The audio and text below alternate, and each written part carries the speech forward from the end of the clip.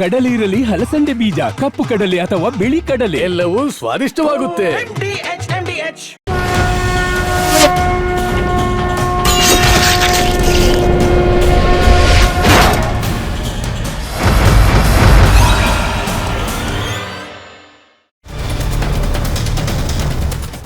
ಮಹಾಭಾರತ ಚರ್ಚಾ ಕಾರ್ಯಕ್ರಮಕ್ಕೆ ಸ್ವಾಗತ. ನಾನು ಸ್ಮಿತಾ ರಂಗನಾಥ್.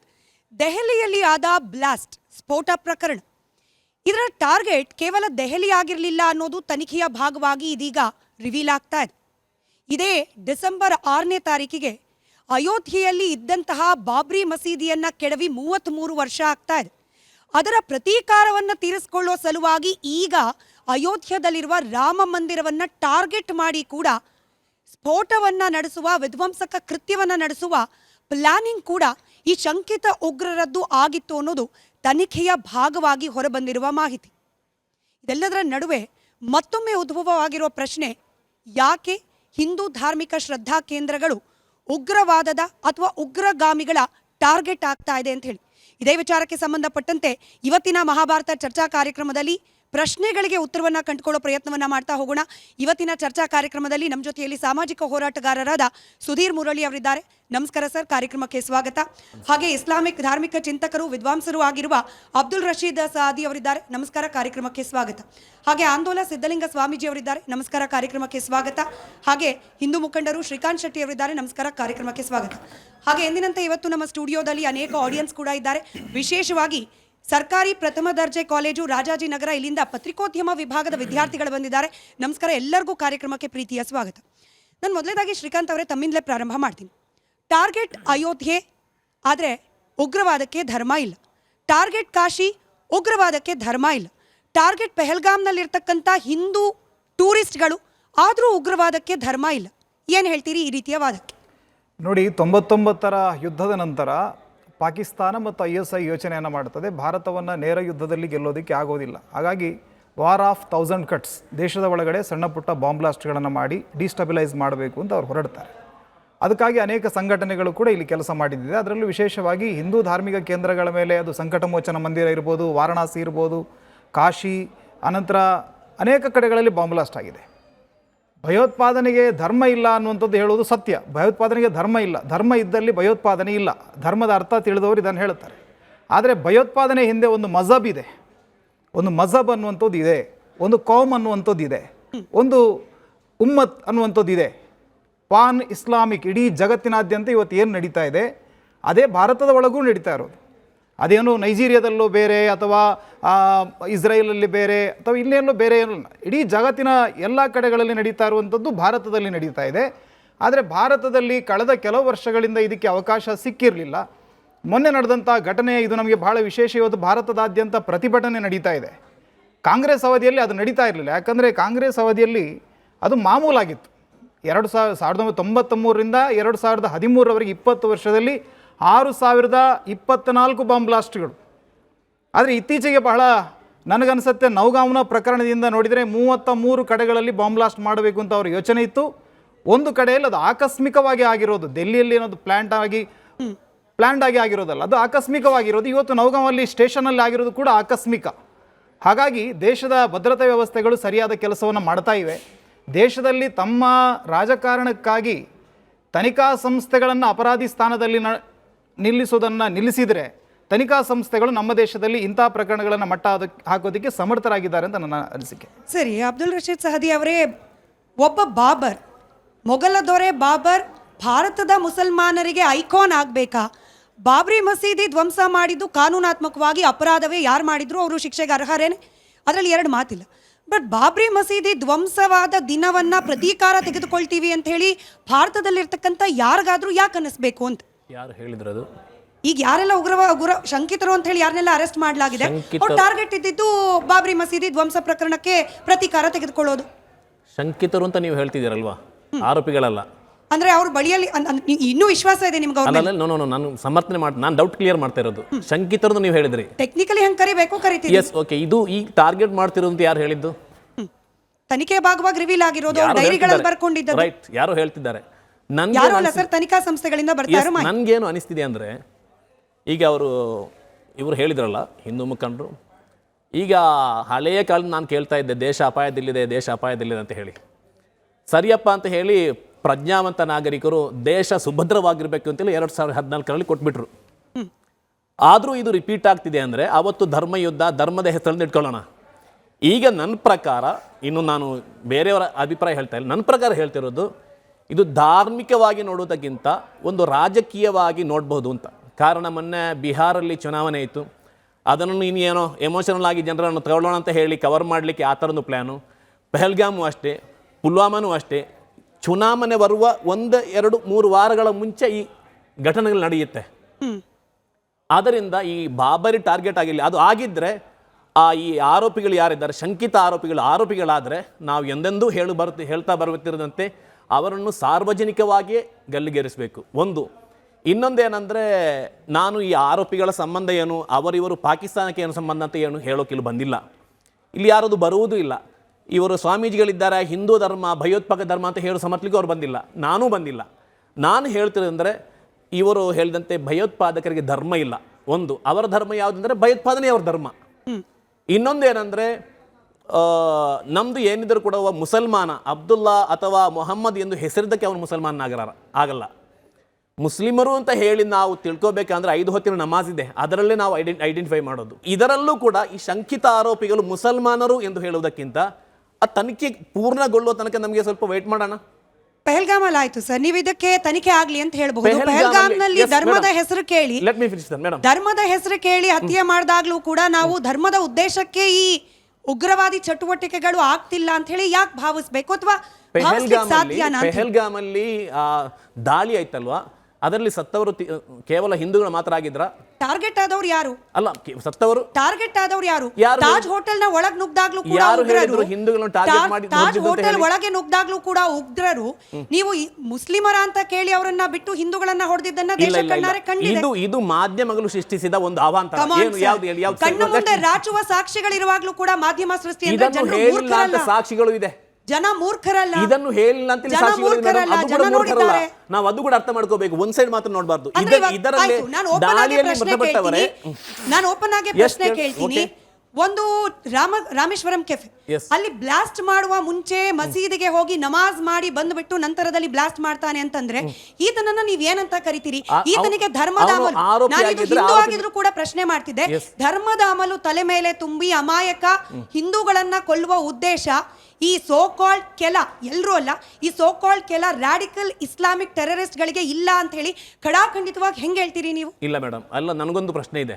ಈ ಭಯೋತ್ಪಾದನೆ ಅನ್ನೋದು ಭಯವನ್ನು ಉತ್ಪಾದಿಸುವವರು ಅಲ್ವಾ? ಖಂಡಿತ ತಾನೆ. ಭೀಕರವಾದ ಅನ್ನೋದು ಒಂದು ಭೀಕರವಾದ ವಾದವನ್ನು ಸೃಷ್ಟಿಸುವನು. ಅದು ಪೆಹಲ್ಗಾಮಲ್ಲೋ ಕಾಶ್ಮೀರದಲ್ಲೋ ಇನ್ನು ಕನ್ಯಾಕುಮಾರಿಯಲ್ಲಿ ಆಗ್ಬೇಕು ಅಂತ ಇದೆಯಾ? ಇಲ್ಲ. ನಮ್ಮ ಸೌತ್ ಕನ್ನಡದಲ್ಲಿ ಆಗ್ತಾ ಇಲ್ವಾ? ಮನುಷ್ಯನು ಕಾಶ್ಮೀರದವನಾದರೂ ಇಲ್ಲ ಬೆಂಗಳೂರಿನವನಾದರೂ ಕರಾವಳಿಯ ಮಂಗಳೂರಿನವನಾದರೂ ಮನುಷ್ಯ ತಾನೆ ಅಲ್ವಾ? ಅಲ್ಲಿ ಕೊಂದಾದ ಕಾಶ್ಮೀರದಲ್ಲಿ ಕೊಂದರೆ ಅವನು ಭಯೋತ್ಪಾದಕ, ಇಲ್ಲಿ ಕೊಂದರೆ ದನದ ಹೆಸರಲ್ಲಿ, ದೇವಸ್ಥಾನದ ಹೆಸರಲ್ಲಿ ಅಥವಾ ಇನ್ನೂ ಕ್ಷುಲ್ಲಕ ಕಾರಣ ಕೊಂದ್ರೆ ಅವನು ಭಯೋತ್ಪಾದಕ ಅಲ್ಲ. 100% ಹೌದು. ಅದನ್ನು ಯಾಕೆ ನೀವು ಚರ್ಚೆ ಮಾಡಲ್ಲ? ಭಯೋತ್ಪಾದಕ ಅದಕ್ಕೆ ನಾನು ಹೇಳ್ತಿರೋದು ಮೇಡಮ್, ಯಾರೇ ಆಗಲಿ, ಮೊಹಮ್ಮದ್ ಆಗಿರಲಿ, ಅಹಮದ್ ಆಗಿರಲಿ, ಯಾರೇ ಆಗಿರಲಿ, ಭಯೋತ್ಪಾದಕ ಚಟುವಟಿಕೆಯಲ್ಲಿ ಅವನು ಪಾಲ್ಗೊಂಡು ಅವನ ಆರೋಪಿತ ಸಾಬೀತಾದರೆ ಧರ್ಮದ ಹೆಸರಲ್ಲಿ ಅವನು ಗುರುತಿಸಬೇಡಿ. ಭಯೋತ್ಪಾದಕ ಅಂತ ಹೇಳಿ ಗುರುತಿಸಿ ಅವನಿಗೆ ಶಿಕ್ಷೆ ಕೊಡಿ. ನಾರಾಯೇ ತಕ್ಬೀರ್ ಅಲ್ಲಾಹು ಅಕ್ಬರ್ ಅಂತ ಹೇಳಿ ಘೋಷಣೆಯನ್ನ ಕೂಗಿ ನಂತರದಲ್ಲಿ ನರಮೇಧ ಮಾಡ್ಲಿಕ್ಕೆ ಹೋದಾಗ್ಲೂ ಕೂಡ ಈತನ ತಲೆಯಲ್ಲಿರೋದು ಧರ್ಮದ ಅಫೀಮು ಅಂತ ಹೇಳಿ ನಾವು ಹೇಳಬಾರ್ದ? ಎಸ್, ಸೇಮ್ ಒಂದು ಕ್ವಶನ್ ಕೇಳ್ಬೋದಲ್ವಾ? ರಂಜಾನ್ನಲ್ಲಿ ಕೊನೆಯ ಉಪವಾಸ, ಅವನು ಹೊಸ ಉಡುಪನ್ನು ಈದಿಗೆ ತಗೊಳ್ಳಕ್ಕೆ ಅಂತ ಬರ್ತಾರೆ, 18 ವರ್ಷದ ಯುವಕ. ಅವನನ್ನು ಕೊಲ್ಲುವಾಗ, ಬಡಿದು ಕೊಲ್ಲುವಾಗ, ಈ ಶುಂಠಿಯನ್ನು ಜಜ್ಜಿ ಕೊಲ್ಲುವಾಗ ಜೈ ಶ್ರೀರಾಮ್ ಅಂತ ಹೇಳ್ತಾ ಇದ್ರು, ನೀವು ಕೇಳಿರಬಹುದು. ಇದಕ್ಕೆ ನಾನು ಏನು ಹೇಳೋಣ? ಸ್ಯಾಫ್ರಾನ್ ಟೆರರಿಸಂ ಇದೆಯಲ್ಲ ಸರ್ ಪದ. ಅದೇ ನಾನು ಹೇಳ್ತೀನಿ ಮೇಡಮ್. ನೀವು ಕೇಳೋ ಇಲ್ಲ, ಇಸ್ಲಾಂ ಟೆರರಿಸಂ ಒಪ್ಪಲ್ಲ ನಾನು. ಅದೇ ನಾನು ಜೈ ಶ್ರೀರಾಮ್ ಅಂದ್ರೆ ಸ್ಯಾಫ್ರಾನ್ ಟೆರರಿಸಂ ಒಪ್ಪಬೇಕು. ಇದನ್ನ ಕ್ಲಿಯರ್ ಮಾಡಿ ಜೈ ಶ್ರೀರಾಮ್ ಅಂದು ಕೊಲ್ಲುವವರನ್ನ ಸ್ಯಾಫ್ರಾನ್ ಟೆರರಿಸ್ಟ್ ಗಳು ಅಂತ ಹೇಳಿ ನಾವು ಒಪ್ಪಬೇಕು. ನಾರಾಯ ತಕ್ಬೀರ್ ಅಲ್ಲಾಹು ಅಕ್ಬರ್ ಅಂತ ಕೂಗಿ ಕೊಲೆ ಮಾಡುವವರನ್ನ ರಾಡಿಕಲ್ ಇಸ್ಲಾಮಿಕ್ ಟೆರರಿಸ್ಟ್ ಅಂತ ಒಪ್ಪಬಾರದು. ನಾನು ಅದೇ ಹೇಳ್ತೀನಿ, ಇದು ಯಾವ ತರ್ಕ? ಮೊದಲಿಂದಲೇ ನಾನು ಹೇಳ್ತಿರೋದು, ಈ ಕೃತ್ಯಗಳಿದೆಯಲ್ಲ ಅದರ ಮೇಲೆ ಧರ್ಮಗಳನ್ನು ಲೇಪನ ಮಾಡಿ ನಮ್ಗೆ ಅಲ್ಲೂ ಇದೆ ಕೇಳೋಕೆ. ಅದಕ್ಕೆ ಧರ್ಮ ಅಂತ ಇಲ್ಲಿ ಹೇಳ್ಬೇಡಿ. ಭಯೋತ್ಪಾದನೆ ಅಂದ್ರೆ ದನಗೊಂದ ಹೆಸರಲ್ಲಾಗಿರ್ಲಿ ಅಥವಾ ಹೆಣ್ಣಿನ ವಿಚಾರದಲ್ಲಾಗಿರಲಿ, ಫ್ಯಾಮಿಲಿ ಒಂದು ಮನುಕುಲವನ್ನು ಕೊಲ್ಲುವವನಿದ್ದಾರೆ, ಅವನು ಕೊಲೆಗಡುಕರು ಅಥವಾ ಭಯೋತ್ಪಾದಕರು ಭೀಕರವಾದಿಗಳು ಅಂತ ಹೆಸರಲ್ಲಿ ಕರೆಯಿರಿ, ಯಾಕೆ ನಾವು ಇಸ್ಲಾಮು ಹಿಂದೂ ಕ್ರಿಶ್ಚಿಯನ್ ಅಂತ ಸೇರಿಸಬೇಕು? ಸರಿ, ನಾನು ಸುಧೀರ್ ಸರ್ನ ಕೇಳ್ತೀನಿ, can terrorism B secular? Terrorism ಅನ್ನ ನಾವು ಸೆಕ್ಯುಲರ್ ಆಯಾಮದಲ್ಲಿ ಆ ಕನ್ನಡಕ ಹಾಕೊಂಡು ನೋಡಬಹುದಾ? ಇವ್ರ ಪ್ರಶ್ನೆಗೆ ಉಪಪ್ರಶ್ನೆನೋ ಇವ್ರ ಉತ್ತರಕ್ಕೆ ನಿಮಗೆ ಪ್ರಶ್ನೆ? ನನಗೆ ಪ್ರಶ್ನೆನ. ಸೆಕ್ಯುಲರನ್ನು ಭಯೋತ್ಪಾದನೆಯನ್ನು ಅಕ್ಕಪಕ್ಕದಲ್ಲಿ ಇಡ್ತಕ್ಕಂಥದ್ದೇ ಭಾರಿ ದೊಡ್ಡ ಮೂರ್ಖತನ ಮತ್ತು ಕ್ಷುಲ್ಲಕವಾದ ಆಗ್ತದೆ. ಸೆಕ್ಯುಲರಿಸಮೇ ಬೇರೆ, ಭಯೋತ್ಪಾದನೆ ಬೇರೆ. ಈಗ ಚರ್ಚೆಯ ಪ್ರಾರಂಭದಲ್ಲಿ ಬಂದಾಗ ಮತ್ತು ಇವರು ದಾರಿಮಿಯವರು ಮಾತಾಡಿದ್ದನ್ನು ಎಲ್ಲ ನಾನು ಗಮನಿಸಿದೆ ಮತ್ತು ನೀವು ಇಂಟ್ರೊಡಕ್ಷನ್ ಕೊಟ್ಟಿದ್ದನ್ನು ಗಮನಿಸಿದೆ. ನಾನೊಬ್ಬ ನ್ಯಾಯವಾದಿಯಾಗಿ, ವಕೀಲ ವೃತ್ತಿಯಲ್ಲಿರುವವನಾಗಿ, ಏನು ದೆಹಲಿಯಲ್ಲಿ ಬಾಂಬ್ ಸ್ಫೋಟ ನಡೆದಿದೆ, ಆ ಬಾಂಬ್ ಸ್ಫೋಟವನ್ನು ಭಾರತದ ನೆಲದ ಮೇಲೆ ಆಗಿರ್ತಕ್ಕಂಥ ಬಾಂಬ್ ಸ್ಫೋಟ, ಭಾರತದ ಮೇಲೆ ಆಗಿರ್ತಕ್ಕಂಥ ಬಾಂಬ್ ಸ್ಫೋಟ, ಭಾರತೀಯರ ವಿರುದ್ಧ ಆಗಿರ್ತಕ್ಕಂಥ ಬಾಂಬ್ ಸ್ಫೋಟ ಅಂತ ನಾನು ಸ್ಪಷ್ಟವಾಗಿ ಹೇಳ್ತೇನೆ. ಮತ್ತು ಈ ರೀತಿಯ ಕೃತ್ಯಗಳನ್ನು ಯಾವುದೇ ಜಾತಿ, ಧರ್ಮ, ಪಕ್ಷಗಳ, ಭಾಷೆಗಳ ಹಂಗಿಲ್ಲದೆ ಈ ಕೃತ್ಯವನ್ನು ಖಂಡಿಸಬೇಕು. ಭಯೋತ್ಪಾದನೆ ಈ ದೇಶಕ್ಕೆ ಅಂಟಿದ ಮಹಾಶಾಪ, ಇದನ್ನು ಖಂಡಿಸಬೇಕು. ಆದರೆ ಖಂಡಿಸುವ ಸಂದರ್ಭದಲ್ಲಿ ಇದನ್ನು ಒಂದು ಧರ್ಮಕ್ಕೆ ಲೇಪ ಮಾಡಿ ಹೇಳುವಾಗ, ದಾರಿಮಿಯವರು ಚರ್ಚೆ ಮಾಡಿದಂತೆ, ಶ್ರೀಕಾಂತ್ ಅವರು ಚರ್ಚೆ ಮಾಡಿದಂತೆ, ಶ್ರೀಕಾಂತ್ ಅವರು ಹೇಳಿದಂತೆ, ಭಯೋತ್ಪಾದಕರಿಗೆ ಧರ್ಮ ಇಲ್ಲ. ಧರ್ಮದ ಉಲ್ಲೇಖಗಳನ್ನು, ಸೂಕ್ತಿಗಳನ್ನು ಯಾರಾದರೂ ಪಠಿಸಿ ಕೃತ್ಯವನ್ನು ಮಾಡಿದರೂ ಸಹಿತ ಆತ ಧರ್ಮ ಬಾಹಿರ ಕೃತ್ಯವನ್ನು ಮಾಡಿದ್ದಾನೆ ಅನ್ನುವಂಥದ್ದು ಸ್ಪಷ್ಟ. ಮತ್ತು ಭಯೋತ್ಪಾದಕ ಕೃತ್ಯಗಳನ್ನು ಭಾರತದ ನೆಲದಲ್ಲಿ ನಾವು ಗಮನವಿಟ್ಟು ನೋಡಿದಾಗ ಇದಕ್ಕೊಂದು ರಾಜಕೀಯ ಅಧಿಕಾರದ ಒಂದು ಸ್ಪಷ್ಟತೆ ಇದೆ, ಒಂದು ಹಿನ್ನೆಲೆ ಇದೆ. ಅದು ಯಾವ ಹಿನ್ನೆಲೆ ಅದು ಅಂತಂದರೆ, ಭಾರತದಲ್ಲಿ ನಡೀತಕ್ಕಂಥ ಟೆರರಿಸಮ್ ಆ್ಯಕ್ಟಿವಿಟೀಸ್ಗೆ ನಮ್ಮ ಪಕ್ಕದ ರಾಷ್ಟ್ರವಾಗಿರ್ತಕ್ಕಂಥ ಪಾಕಿಸ್ತಾನದ ನೆಲದಿಂದ ಪ್ರಚೋದನೆ ಇದೆ ಅನ್ನುವಂಥದ್ದು ಸ್ಪಷ್ಟವಾದ ಅಭಿಪ್ರಾಯ ಇದೆ. ಇದಕ್ಕೆ ಈ ದೇಶದ ಯಾವುದೇ ರಾಜಕೀಯ ಪಕ್ಷಗಳು ವಿರೋಧ ಮಾಡ್ತಾ ಇಲ್ಲ. ಹಾಗಾದ್ರಿಂದ ಈ ರೀತಿಯಾದ ಏನು ಭಯೋತ್ಪಾದಕ ಕೃತ್ಯಗಳು ಈ ನೆಲದಲ್ಲಿ ನಡೆಯುತ್ತೆ, ನಾವು ಅದನ್ನು ಒಂದು ಧರ್ಮಕ್ಕೆ ಆರೋಪಿಸಿ ನೋಡುವ ಬದಲು ಸಂಘಟನೆಯ ಆಧಾರಿತವಾಗಿ ನೋಡೋದೇ ಸ್ಪಷ್ಟವಾದ ನಿಲುವು ಅಂತ ನನಗೆ ಅನಿಸುತ್ತೆ. ಒಂದು ನಿಮಿಷ, ಲೆಟ್ ಮಿ ಕಂಪ್ಲೀಟ್. ಯಾಕೆ ಅಂತಂದರೆ, ಈ ದೇಶದಲ್ಲಿ ಪಕ್ಕದ ಕೆಳಗಿನ ನಮ್ಮ ಶ್ರೀಲಂಕಾದೊಳಗಡೆ LTTE ಪ್ರಣೀತವಾದ ಅಥವಾ ಈ ರೀತಿಯ ಬೇರೆ ಬೇರೆ ಹಲವಾರು ಸಂಘಟನೆಗಳ ಪ್ರಣೀತವಾಗಿರ್ತಕ್ಕಂಥ ಒಂದು ರಾಷ್ಟ್ರವಾದ ಅಥವಾ ಅರಾಷ್ಟ್ರೀಯವಾದ ನೆಲೆಗೊಂಡಿತ್ತು. ಅದನ್ನು ನಾವು ಗುರುತಿಸ್ತಾ ಇದ್ದಿದ್ದೇನು ಅಂದರೆ LTTE ಪ್ರಣೀತವಾದಂಥ ಭಯೋತ್ಪಾದನೆ ಅಂತಲೇ ನಾವು ಮಾಡಿದ್ದು. ಆ ಕಾರಣಕ್ಕಾಗಿ ನಮ್ಮ ದೇಶದ ಒಬ್ಬ ಮಾಜಿ ಪ್ರಧಾನಿಯನ್ನು ಸಹಿತ ನಾವು ಕಳ್ಕೊಂಡ್ವಿ. ಹಲವಾರು ಸ್ಫೋಟಗಳಿಗೂ ಸಹಿತ ಅದಕ್ಕೆ ಕಾರಣ ಆಯಿತು. ಈ ದೇಶದ ನೆಲದಲ್ಲಿ ಉತ್ತರದಿಂದ ದಕ್ಷಿಣದವರೆಗೂ ಸಹಿತ ಹಲವಾರು ರಾಜ್ಯಗಳಲ್ಲಿ ಮತ್ತು ನಮ್ಮ ಕರ್ನಾಟಕವು ಸೇರಿಕೊಂಡಂತೆ ನಕ್ಸಲಿಸಮ್ ನಡೆದಿತ್ತು. ಅದು ಸಹಿತ ಒಂದು ಸಶಸ್ತ್ರ ಹೋರಾಟವನ್ನು ಸಂವಿಧಾನ ಬಾಹಿರವಾದಂಥ ಚಟುವಟಿಕೆಗಳಲ್ಲಿ, ಅವರ ಆಶಯಗಳು ಏನೇ ಇರಲಿ, ಸಂವಿಧಾನ ಬಾಹಿರವಾದ ಚಟುವಟಿಕೆಗಳನ್ನು ನೋಡ್ತಾ ಇದ್ದು. ಆ ರೀತಿಯಾಗಿ ಅವರು ಬಾಂಬ್ ಸ್ಫೋಟ ಮಾಡ್ತಿದ್ರು, ಸ್ಟೇಷನನ್ನು ಹೊಡಿತಾ ಇದ್ರು, ಸಾಮಾನ್ಯ ಜನರನ್ನು ಕೊಲ್ತಾ ಇದ್ರು, ನಮ್ಮ ನೇತಾರರುಗಳನ್ನು ಕೊಲ್ತಾ ಇದ್ರು. ಛತ್ತೀಸ್ಗಢದಲ್ಲಿ ಒಂದು ಬಸ್ಸೇ ರಾಜಕೀಯ ಮುಖಂಡರುಗಳನ್ನು ಸ್ಫೋಟ ಮಾಡಿಸಿಕೊಂಡರು. ಆ ಕೊಂದಾಗೆಲ್ಲ ನಾವು ಅವರ ಆ ನಕ್ಸಲೀಯರ ಜಾತಿ, ಮತ, ಧರ್ಮ, ಭಾಷೆಯನ್ನು ನೋಡದೆ ನಕ್ಸಲೀಯ ಸಂಘಟನೆ ಅಂತ ಹೇಳ್ತಾ ಇದ್ವಿ. ಖಲಿಸ್ತಾನದಲ್ಲಿ ಭಯೋತ್ಪಾದಕ ಚಟುವಟಿಕೆಗಳು ನಡೆದಾಗ ಪಂಜಾಬ್ನಲ್ಲಿ ಅದನ್ನು ಖಲಿಸ್ತಾನ್ ಸಂಘಟನೆ ಅಥವಾ ಸಂಘಟನೆಗಳನ್ನು ಉದ್ದೇಶಿಸಿ ಹೇಳ್ತಾ ಇದ್ವಿ. ಹಾಗೆಯೇ ಈಗ ಕೈಗೊಂಡಿರ್ತಕ್ಕಂಥ ಭಯೋತ್ಪಾದಕ ಚಟುವಟಿಕೆಗಳನ್ನು ಅದು ಲಷ್ಕರ್ ಎ ತೊಯ್ಬಾ, ಜೈಷೆ ಮೊಹಮ್ಮದ್ ಅಥವಾ ತಾಲಿಬಾನ್ ಪ್ರಣೀತವಾದಂಥ ಭಯೋತ್ಪಾದನೆ ಅಂತಲೇ ನಾವು ಕರೆದರೆ, ಇದು ನಮ್ಮ ದೇಶದಲ್ಲಿ ಜನರನ್ನು ಒಳಗೊಂಡು ಈ ಭಯೋತ್ಪಾದನೆಯ ವಿರುದ್ಧ ನಾವೆಲ್ಲರೂ ಏಕಮತದಿಂದ ನಿಂತು ಮಾತಾಡಲಿಕ್ಕೆ ಸಾಧ್ಯ ಆಗುತ್ತೆ ಅನ್ನೋಂಥ ಒಂದು ಸಂಗತಿಯನ್ನು ನಾನು ಸ್ಪಷ್ಟವಾಗಿ ಹೇಳ್ತಾ, ನೀವು ಹೇಳಿದಂತೆ ಇದು ಏನು ಡಿಸೆಂಬರ್ 6ರ ಸಂಗತಿಗಳನ್ನು ಆಧಾರವಾಗಿ ಇಟ್ಕೊಂಡು ಈ ಕೃತ್ಯವನ್ನು ಮಾಡಲಿಕ್ಕೆ ಪ್ರಯತ್ನ ಪಟ್ಟಿದ್ರು ಅನ್ನುವಂಥದ್ದೇನಾದರೂ ಮಾಹಿತಿ ಇದ್ದರೆ, ಇಟ್ ಈಸ್ ವೆರಿ ಪ್ರಿಮೇಚ್ಯೂರ್ ಸ್ಟೇಜ್. ಒಂದು ನಿಮಿಷ, ಈ ಹಂತದಲ್ಲಿ ಒಂದು ಕನ್ಕ್ಲೂಸಿವ್ ಆದ ಅಭಿಪ್ರಾಯಕ್ಕೆ ಬರ್ತಕ್ಕಂಥದ್ದೇ ಒಂದು ತನಿಖೆಯ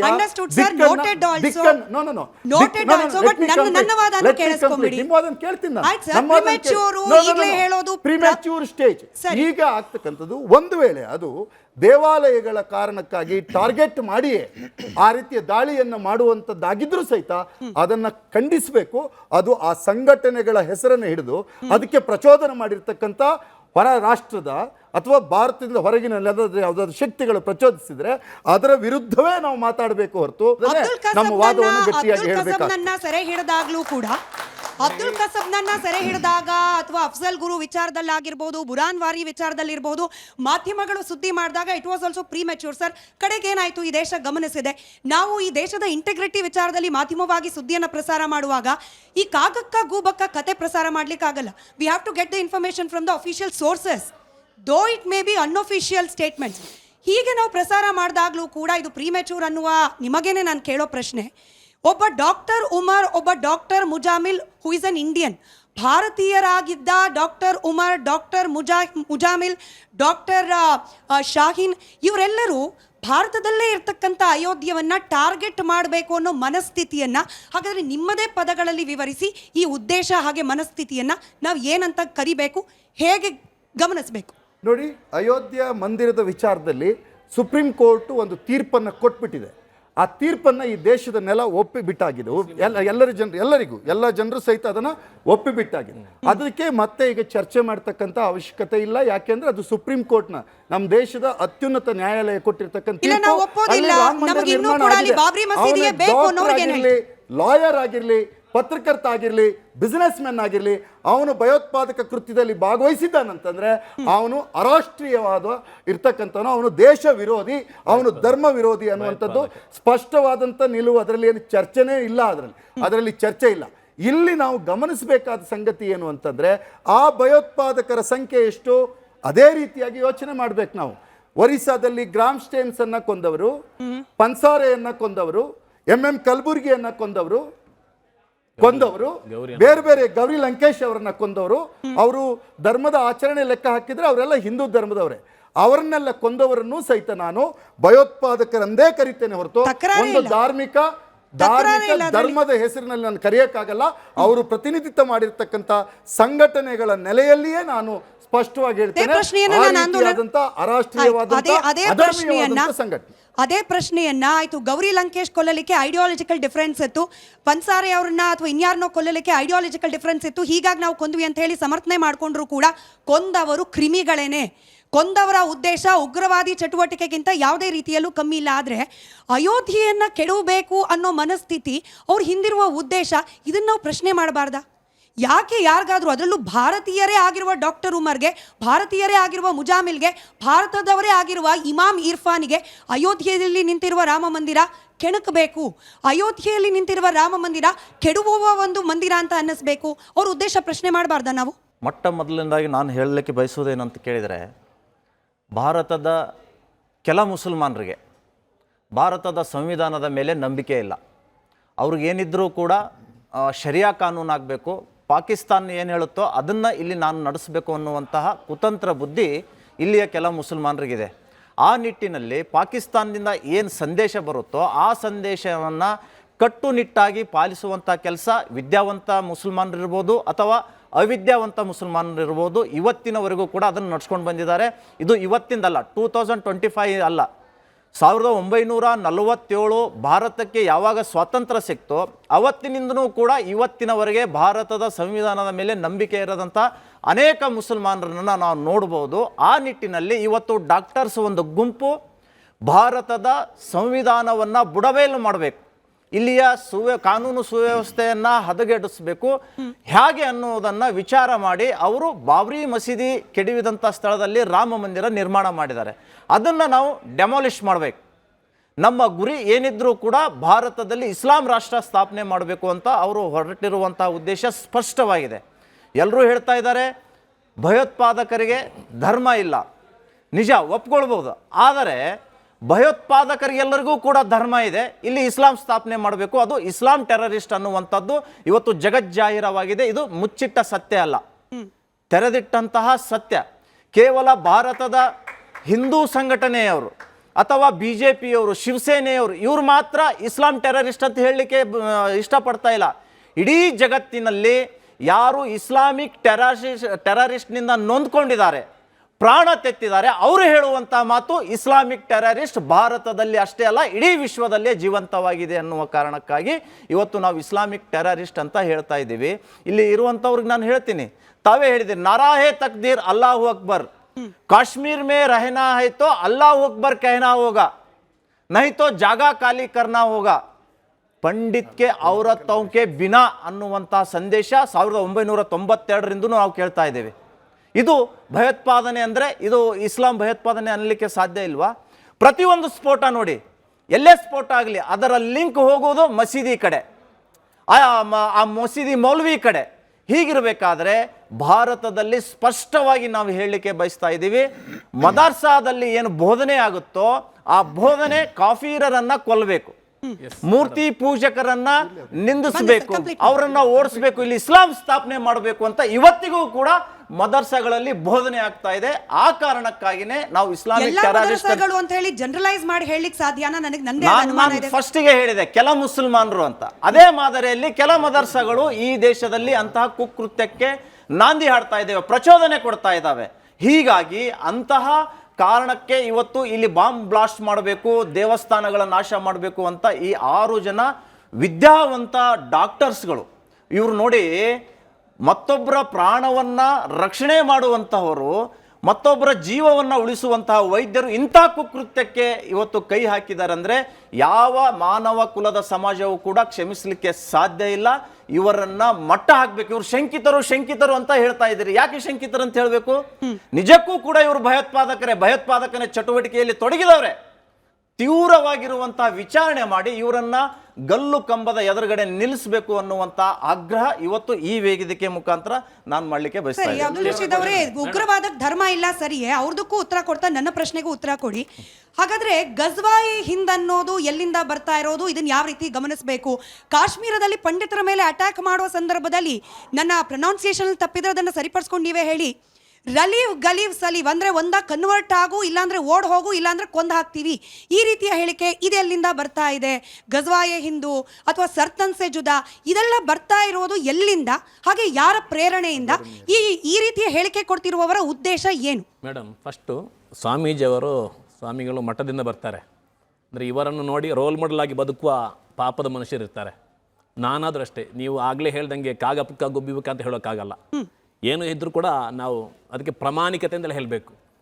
ಸೊ ಸ್ವಾಮಿಯವರು ಹೇಳಿದರು, ಇವರು ಏನಿದ್ರು ಕೂಡ ಪಾಕಿಸ್ತಾನದ ಏನೋ ರೆಫರ್ ಮಾಡ್ತಾರೆ ಅಂತ ಹೇಳಿ. ಸ್ವಾಮೀಜಿಯವರಿಗೆ ವಿನಯದಿಂದ ಹೇಳ್ತಾ ಇರೋದು, ನಾವು ಹಜ್ ಮತ್ತು ಉಮ್ರ ಮಾಡಬೇಕಂದ್ರೆ ಒಬ್ಬ ಮನುಷ್ಯನಾದ ಮೇಲೆ ಅವನ ಸಾಯುವ ಮೊದಲಿಗೆ ಒಂದೇ ಒಂದು ಆಗ್ರಹ ಅಂದರೆ ಅವನು ಹಜ್ ಉಮ್ರ ಮಾಡಬೇಕು ಅಂತ ಹೇಳಿ. ಅವನು ಹೋಗೋದು ಮಕ್ಕಕ್ಕೆ. ಮಕ್ಕಾದಿಂದ ಆರ್ಡರ್ ಬಂದರೂ ಕೂಡ ನಾವು ಪಾಲನೆ ಮಾಡಲ್ಲ. ಇದು ಫಸ್ಟ್ ಅರಿತಿರ್ಬೇಕು. ಇಲ್ಲ, ಮಾತಾಡಂಗಿಲ್ಲ. ಪಾಲನೆ ಮಾಡೋದು ಪಾಕಿಸ್ತಾನ, ಮೇಡಮ್ ಒಂದು ಮಾತು ಕ್ಲಿಯರಿ. ಆ ಪವಿತ್ರ ಮಣ್ಣು ಯಾವುದು ಮಕ್ಕಾದಿಂದ ಬಂದರೂ ಕೂಡ ನಾವು ಪಾಲನೆ ಮಾಡೋಂಗಿಲ್ಲ. ನಮ್ಗೇನಿದ್ರು ಹುಜೂರ್ ಪ್ರವಾದಿಯವರ ಹದೀಸ್, ಕುರ್ಆನ್, ಇಜ್ಮಾಕ್, ಈ 4 ಪ್ರಮಾಣಗಳಿದೆ. ಇನ್ನು ನಿಮ್ಗೆ ಗೊತ್ತಿರಬಹುದು, ಇಲ್ಲಿ ಮಂಗಳೂರಲ್ಲಿ ಒಂದು ದಿವಸ ಈದಾಗುತ್ತೆ, ಸೌದಿಯಲ್ಲಿ ಬೇರೊಂದು ದಿವಸ ಈದಾಗುತ್ತೆ. ನಾವು ಅವರನ್ನೇ ಪಾಲನೆ ಮಾಡಬೇಕಂದ್ರೆ ಒಟ್ಟೊಟ್ಟಿಗೆ ಆಗಬೇಕಿತ್ತು. ಇಲ್ಲ. ಇನ್ನೊಂದೇನೆಂದರೆ, ಸ್ವಾಮೀಜಿ ಅವರು ಹೇಳಿದರು ಮದರಸಾದಲ್ಲಿ ಭಯೋತ್ಪಾದನೆ ಕಲಿಸ್ತಾರೆ ಅಂತ ಹೇಳಿ. ಇಲ್ಲಿ ನಮ್ಮ ಪ್ರಮೋದ್ ಮುತಾಲಿಕ್ ಅವರು, ಅದೇ ರೀತಿಯ ಕೆಲವೊಂದು ಬರಗೆಟ್ಟ ರಾಜಕಾರಣಿಗಳು ಪಾಪದಂತಹ ವಿದ್ಯಾರ್ಥಿಗಳಿಗೆ ತ್ರಿಶೂಲ ಕೊಟ್ಟು ಅವರನ್ನು ಕಡೀರಿ, ಕೊಲ್ಲಿರಿ, ಹೊಟ್ಟೆ ಕೂತಿಂದ ಹೇಳ್ತಾರೆ. ನಾನು ಸ್ವಾಮೀಜಿ ಅವರಿಗೆ ಈ ವೇದಿಕೆಯಲ್ಲಿ ನೇರ ಸವಾಲಾಗ್ತಾ ಇದ್ದೀನಿ. ಒಂದೇ ಒಂದು ಮದರಸದಲ್ಲಿ ಒಂದು ಸೂಜಿ ಕಡ್ಡಿಯನ್ನು ಕೊಟ್ಟು ನೀವು ಕೊಲ್ಲಿರಿ ಅಂತ ಹೇಳಿ ಒಂದು ಮಾತನ್ನು ತೋರಿಸಿದರೆ ಇವತ್ತು ನಾನಂತಲ್ಲ ಈ ಚಾನಲ್ಗೆ ಯಾರನ್ನೂ ಬರೋಕೆ ಬಿಡಲ್ಲ.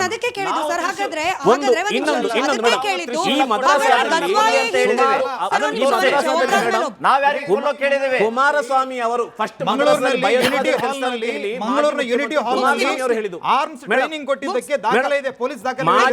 ಭಯೋತ್ಪಾದನೆ ಮದ್ರಸಲ್ಲಿ ಕಲಿಸ್ತಾರಂತ ಪ್ರಥಮ ಹೇಳಿಕೆ ಕೊಟ್ಟಿರೋದು ಮಾಜಿ ಮುಖ್ಯಮಂತ್ರಿ ಎಚ್ ಡಿ ಕುಮಾರಸ್ವಾಮಿ ಅವರು. ಅವತ್ತಿಂದಲೇ ನಮ್ಮ ಪ್ರಗಲ್ಭ ವಿದ್ವಾಂಸರು ಏನು ತೀರ್ಮಾನ ಮಾಡಿದ್ರೆ, ಇಂತಹ ಒಂದು ಅಪನಂಬಿಕೆಗಳು, ಅವಿಶ್ವಾಸ ಹಿಂದೂ ಜನರ ಮಧ್ಯೆ ಇದ್ರೆ ಇದು ಕೂಡುದು, ಇದು ಆಗ್ಬಾರ್ದು ಹೇಳಿ ಅವತ್ತಿಂದಲೇ ಮದರಸಾ ಪುಸ್ತಕವನ್ನು ಇಂಗ್ಲಿಷ್ ಮತ್ತು ಕನ್ನಡವಾಗಿ ಪರಿವರ್ತನೆ ಮಾಡಿದ್ದಾರೆ. ಯಾಕಂದ್ರೆ ಅವರಿಗೂ ಇದನ್ನು ನೋಡಿ ಕಲಿಬಹುದು ಅಂತ ಹೇಳಿ. ಸರಿ ಸರ್, ಈ ಪ್ರಶ್ನೆಗೆ ಉತ್ತರ ಕೊಡಿ. ಈ ಪ್ರಶ್ನೆಗೆ ಶ್ರೀಕಾಂತ್ ಅವರೇ ಒಂದು ನಿಮಿಷ. ಶ್ರೀಕಾಂತ್ ಅವರೇ ಒಂದು ನಿಮಿಷ. ಮುಸಲ್ಮಾನ ಮದರಸೆ ಎಲ್ಲೂ ಕೂಡ ನಡೆದಿಲ್ಲ. ಗಜ್ವಾಯಿ ಹಿಂದಂದ್ರೆ ಏನಾಗಿದೆ? ಶ್ರೀಕಾಂತ್ ಸರ್, ಭಾರತವನ್ನು ಗೆಲ್ಲಬೇಕು ಅನ್ನುವಂತ ಇಂಟೆನ್ಷನ್ ಇದೆಯಲ್ಲ. ಗಜ್ವಾಯಿ ಹಿಂದಂದ್ರೆ ಏನು? ಇನ್ನು ಭಾರತವನ್ನು ಇಸ್ಲಾಮಿಕ್ ರಾಷ್ಟ್ರ ಮಾಡಬೇಕೆಂದಿದ್ದರೆ 800 ಸಾವಿರಾರು ವರ್ಷಗಳ ಕಾಲ ಆಳಿದ ಮುಸಲ್ಮಾನ ಅವತ್ತೇ ಮಾಡಬೇಕಿತ್ತು. ಇದೊಂದು ಸುಮ್ಮನೆ ಇದು ದೊಡ್ಡ ಸುಳ್ಳು. ಇನ್ನು ಕೂಡ 800 ವರ್ಷ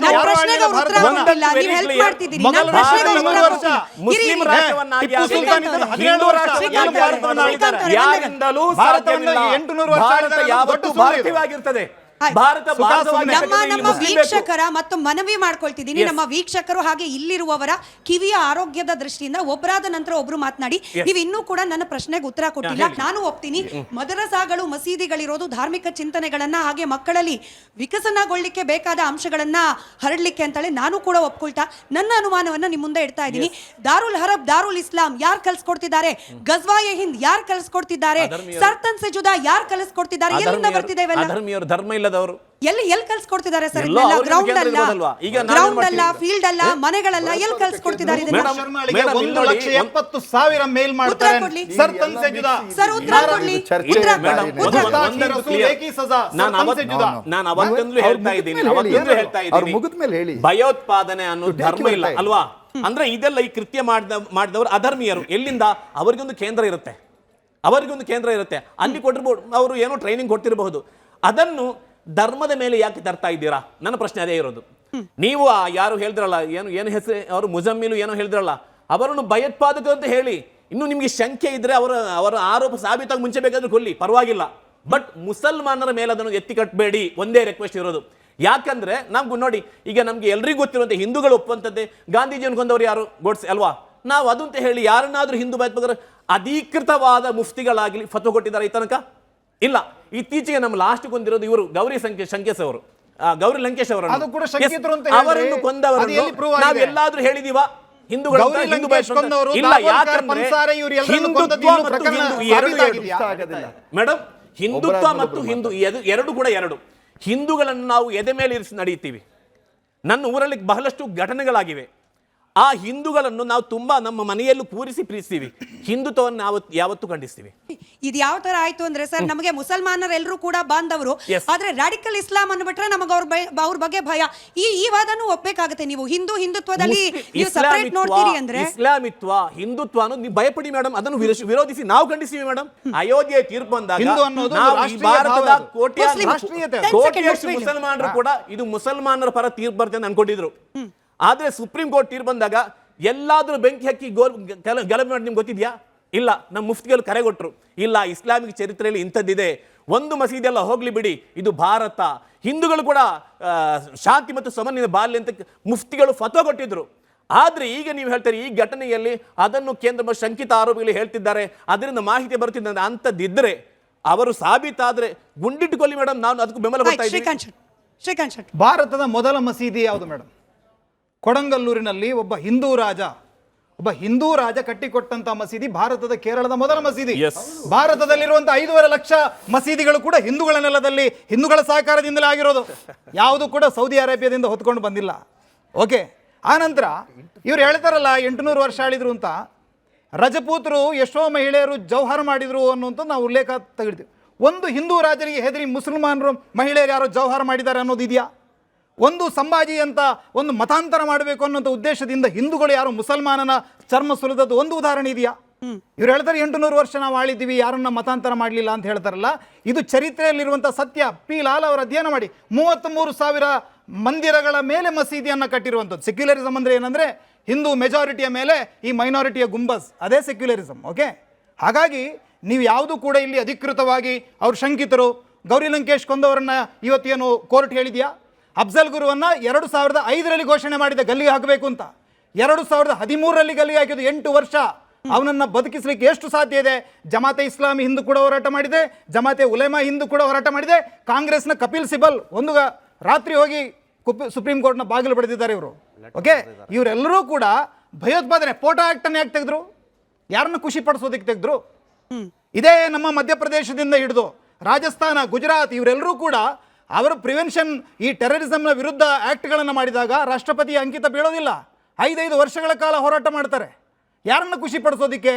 ಇವರೆಲ್ಲ ಭಾರತದ ಮುಸಲ್ಮಾನರು ಭಯೋತ್ಪಾದಕರ ಜೊತೆ ಇಲ್ಲ ಅಂತಾದರೆ ಕಾಂಗ್ರೆಸ್ ಪಕ್ಷ ಇರಲಿ, ಸಮಾಜವಾದಿ ಪಕ್ಷ ಇರಲಿ ಯಾಕೆ ಓಲೈಕೆ ಮಾಡ್ತಾರೆ? ಆಜಮ್ಗಢ್ನಲ್ಲಿ ಟೆರರಿಸ್ಟ್ಗಳು ಸಿಕ್ಕಿಬಿದ್ದಾಗ ಇದೇ ರಾಜಕಾರಣಿಗಳು ಮನೆಗೆ ಹೋಗಿ ಸಾಂತ್ವನ ಹೇಳಿ ಬರ್ತಾರೆ. ಇವತ್ತು ನಮ್ಮ ಪಕ್ಷ ಯಾವುದು BJPಯಲ್ಲಿರ್ಬೋದು ಕುಮಾರಸ್ವಾಮಿ, ಆದರೆ ಇದೇ ಕರ್ನಾಟಕದಲ್ಲಿ ಅವರು ಕೂಡ ಒಬ್ಬ ಟೆರರಿಸ್ಟ್ ಶಂಕಿತ ಭಯೋತ್ಪಾದಕ ಅನ್ನೋನಿಗೆ ಸರ್ಕಾರಿ ಕೆಲಸ ಮಾಡಿಕೊಡ್ಲಿಲ್ವಾ? ಹಾಗಾಗಿ ಇವರೆಲ್ಲರೂ ಕೂಡ ಟೆರರಿಸಮ್ ಅನ್ನು ಯಾಕೆ ಬೆಂಬಲಿಸ್ತಾರೆ ಅಂದರೆ ಒಂದು ಸಮುದಾಯ ಬಲವಾಗಿ ಭಾವನಾತ್ಮಕವಾಗಿ ಅವರ ಜೊತೆಗಿದೆ ಅನ್ನುವ ಕಾರಣಕ್ಕಾಗಿ. ಅಫ್ಜಲ್ ಹಮ್ ಶರ್ಮಿಂದಾ ಹೇ ತೇರೆ ಕಾತಿಲ್ ಜಿಂದಾ, ಯಾರು ಸಂವಿಧಾನನ ಸುಪ್ರೀಂ ಕೋರ್ಟ, ರಾಜಕಾರಣಿಗಳು ಯಾರು ಅಲ್ಲಿ ಇದ್ದಂಥ ಮುಖ್ಯ ನ್ಯಾಯಮೂರ್ತಿಗಳ ಸರಿ, ಯಾರು ಜಿಂದ ಇದ್ದಾರೆ ಅಂತ ಹೇಳಿರೋದು ಇವರು? ಭಾರತ್ ತೇರೆ ತುಕಡೆ ಹೋಂಗೆ ಇನ್ಶಾಲ್ಲಾ ಇನ್ಶಾಲ್ಲಾ, ಇದು ಧರ್ಮ ಅಫ್ಜಲ್ ಅಲ್ವಾ? ತೇರೆ ಅರ್ಮಾನೋಕೋ ಹಮ್ ಪೌಂಚಾಯಂಗೆ, ಈ ತರ ಎಲ್ಲ ಯಾಕೆ ಹೇಳ್ತಾ ಇದ್ದಾರೆ ಇವರು? ಸರಿ ಗರ್ ಗರ್ ಸೆ ಅಫ್ಜಲ್ ನಿಕಲೇಗಾ. ಸರಿ ಸರಿ ಸುಧೀರ್ ಸರ್, ಈಗ ಕಾಶಿ, ಅಯೋಧ್ಯೆ, ಮಥುರಾ ವಿಚಾರಕ್ಕೆ ಸಂಬಂಧಪಟ್ಟಂತೆ ಅಲ್ಲಿ ಮಂದಿರ ಇತ್ತು, ಅದನ್ನ ವಾಪಸ್ ಕೇಳಿ ಅಂತಂದ್ರೆ ಸಂವಿಧಾನಕ್ಕೆ ವಿರುದ್ಧ, ಹಾಗೆ ಅಲ್ಪಸಂಖ್ಯಾತರ ಧಾರ್ಮಿಕ ಭಾವನೆಗಳಿಗೆ ಧಕ್ಕೆ ಆಗತ್ತೆ, ಪ್ಲೇಸಸ್ ಆಫ್ ವರ್ಷಿಪ್ ಆಕ್ಟ್ಗೆ ವಿರುದ್ಧವಾಗತ್ತೆ, ಹೀಗೊಂದು ವಾದ. ಅದಕ್ಕೆ ಬಹುಸಂಖ್ಯಾತರಾದ ಹಿಂದೂಗಳು ತಲೆಬಾಗಬೇಕು, ಕಾನೂನಾತ್ಮಕವಾಗಿ ಹೋರಾಟವನ್ನು ಮುಂದುವರಿಸಬೇಕು. ಆದರೆ ಅದೇ ಅಯೋಧ್ಯ, ಕಾಶಿ ಮಂದಿರಗಳನ್ನ ಅದೇ ಧರ್ಮದ ಅಫೀಮನ್ನ ತಲೆಗತ್ತಿಸ್ಕೊಂಡವರು ಟಾರ್ಗೆಟ್ ಮಾಡಿದ್ರೆ ಇದು ಬಹುಸಂಖ್ಯಾತರ ಧಾರ್ಮಿಕ ಭಾವನೆಗಳಿಗೆ ಧಕ್ಕೆ ಅಂತ ಹೇಳಿ ವಿಶ್ಲೇಷಣೆ ಯಾಕೆ ಮಾಡಬಾರ್ದು?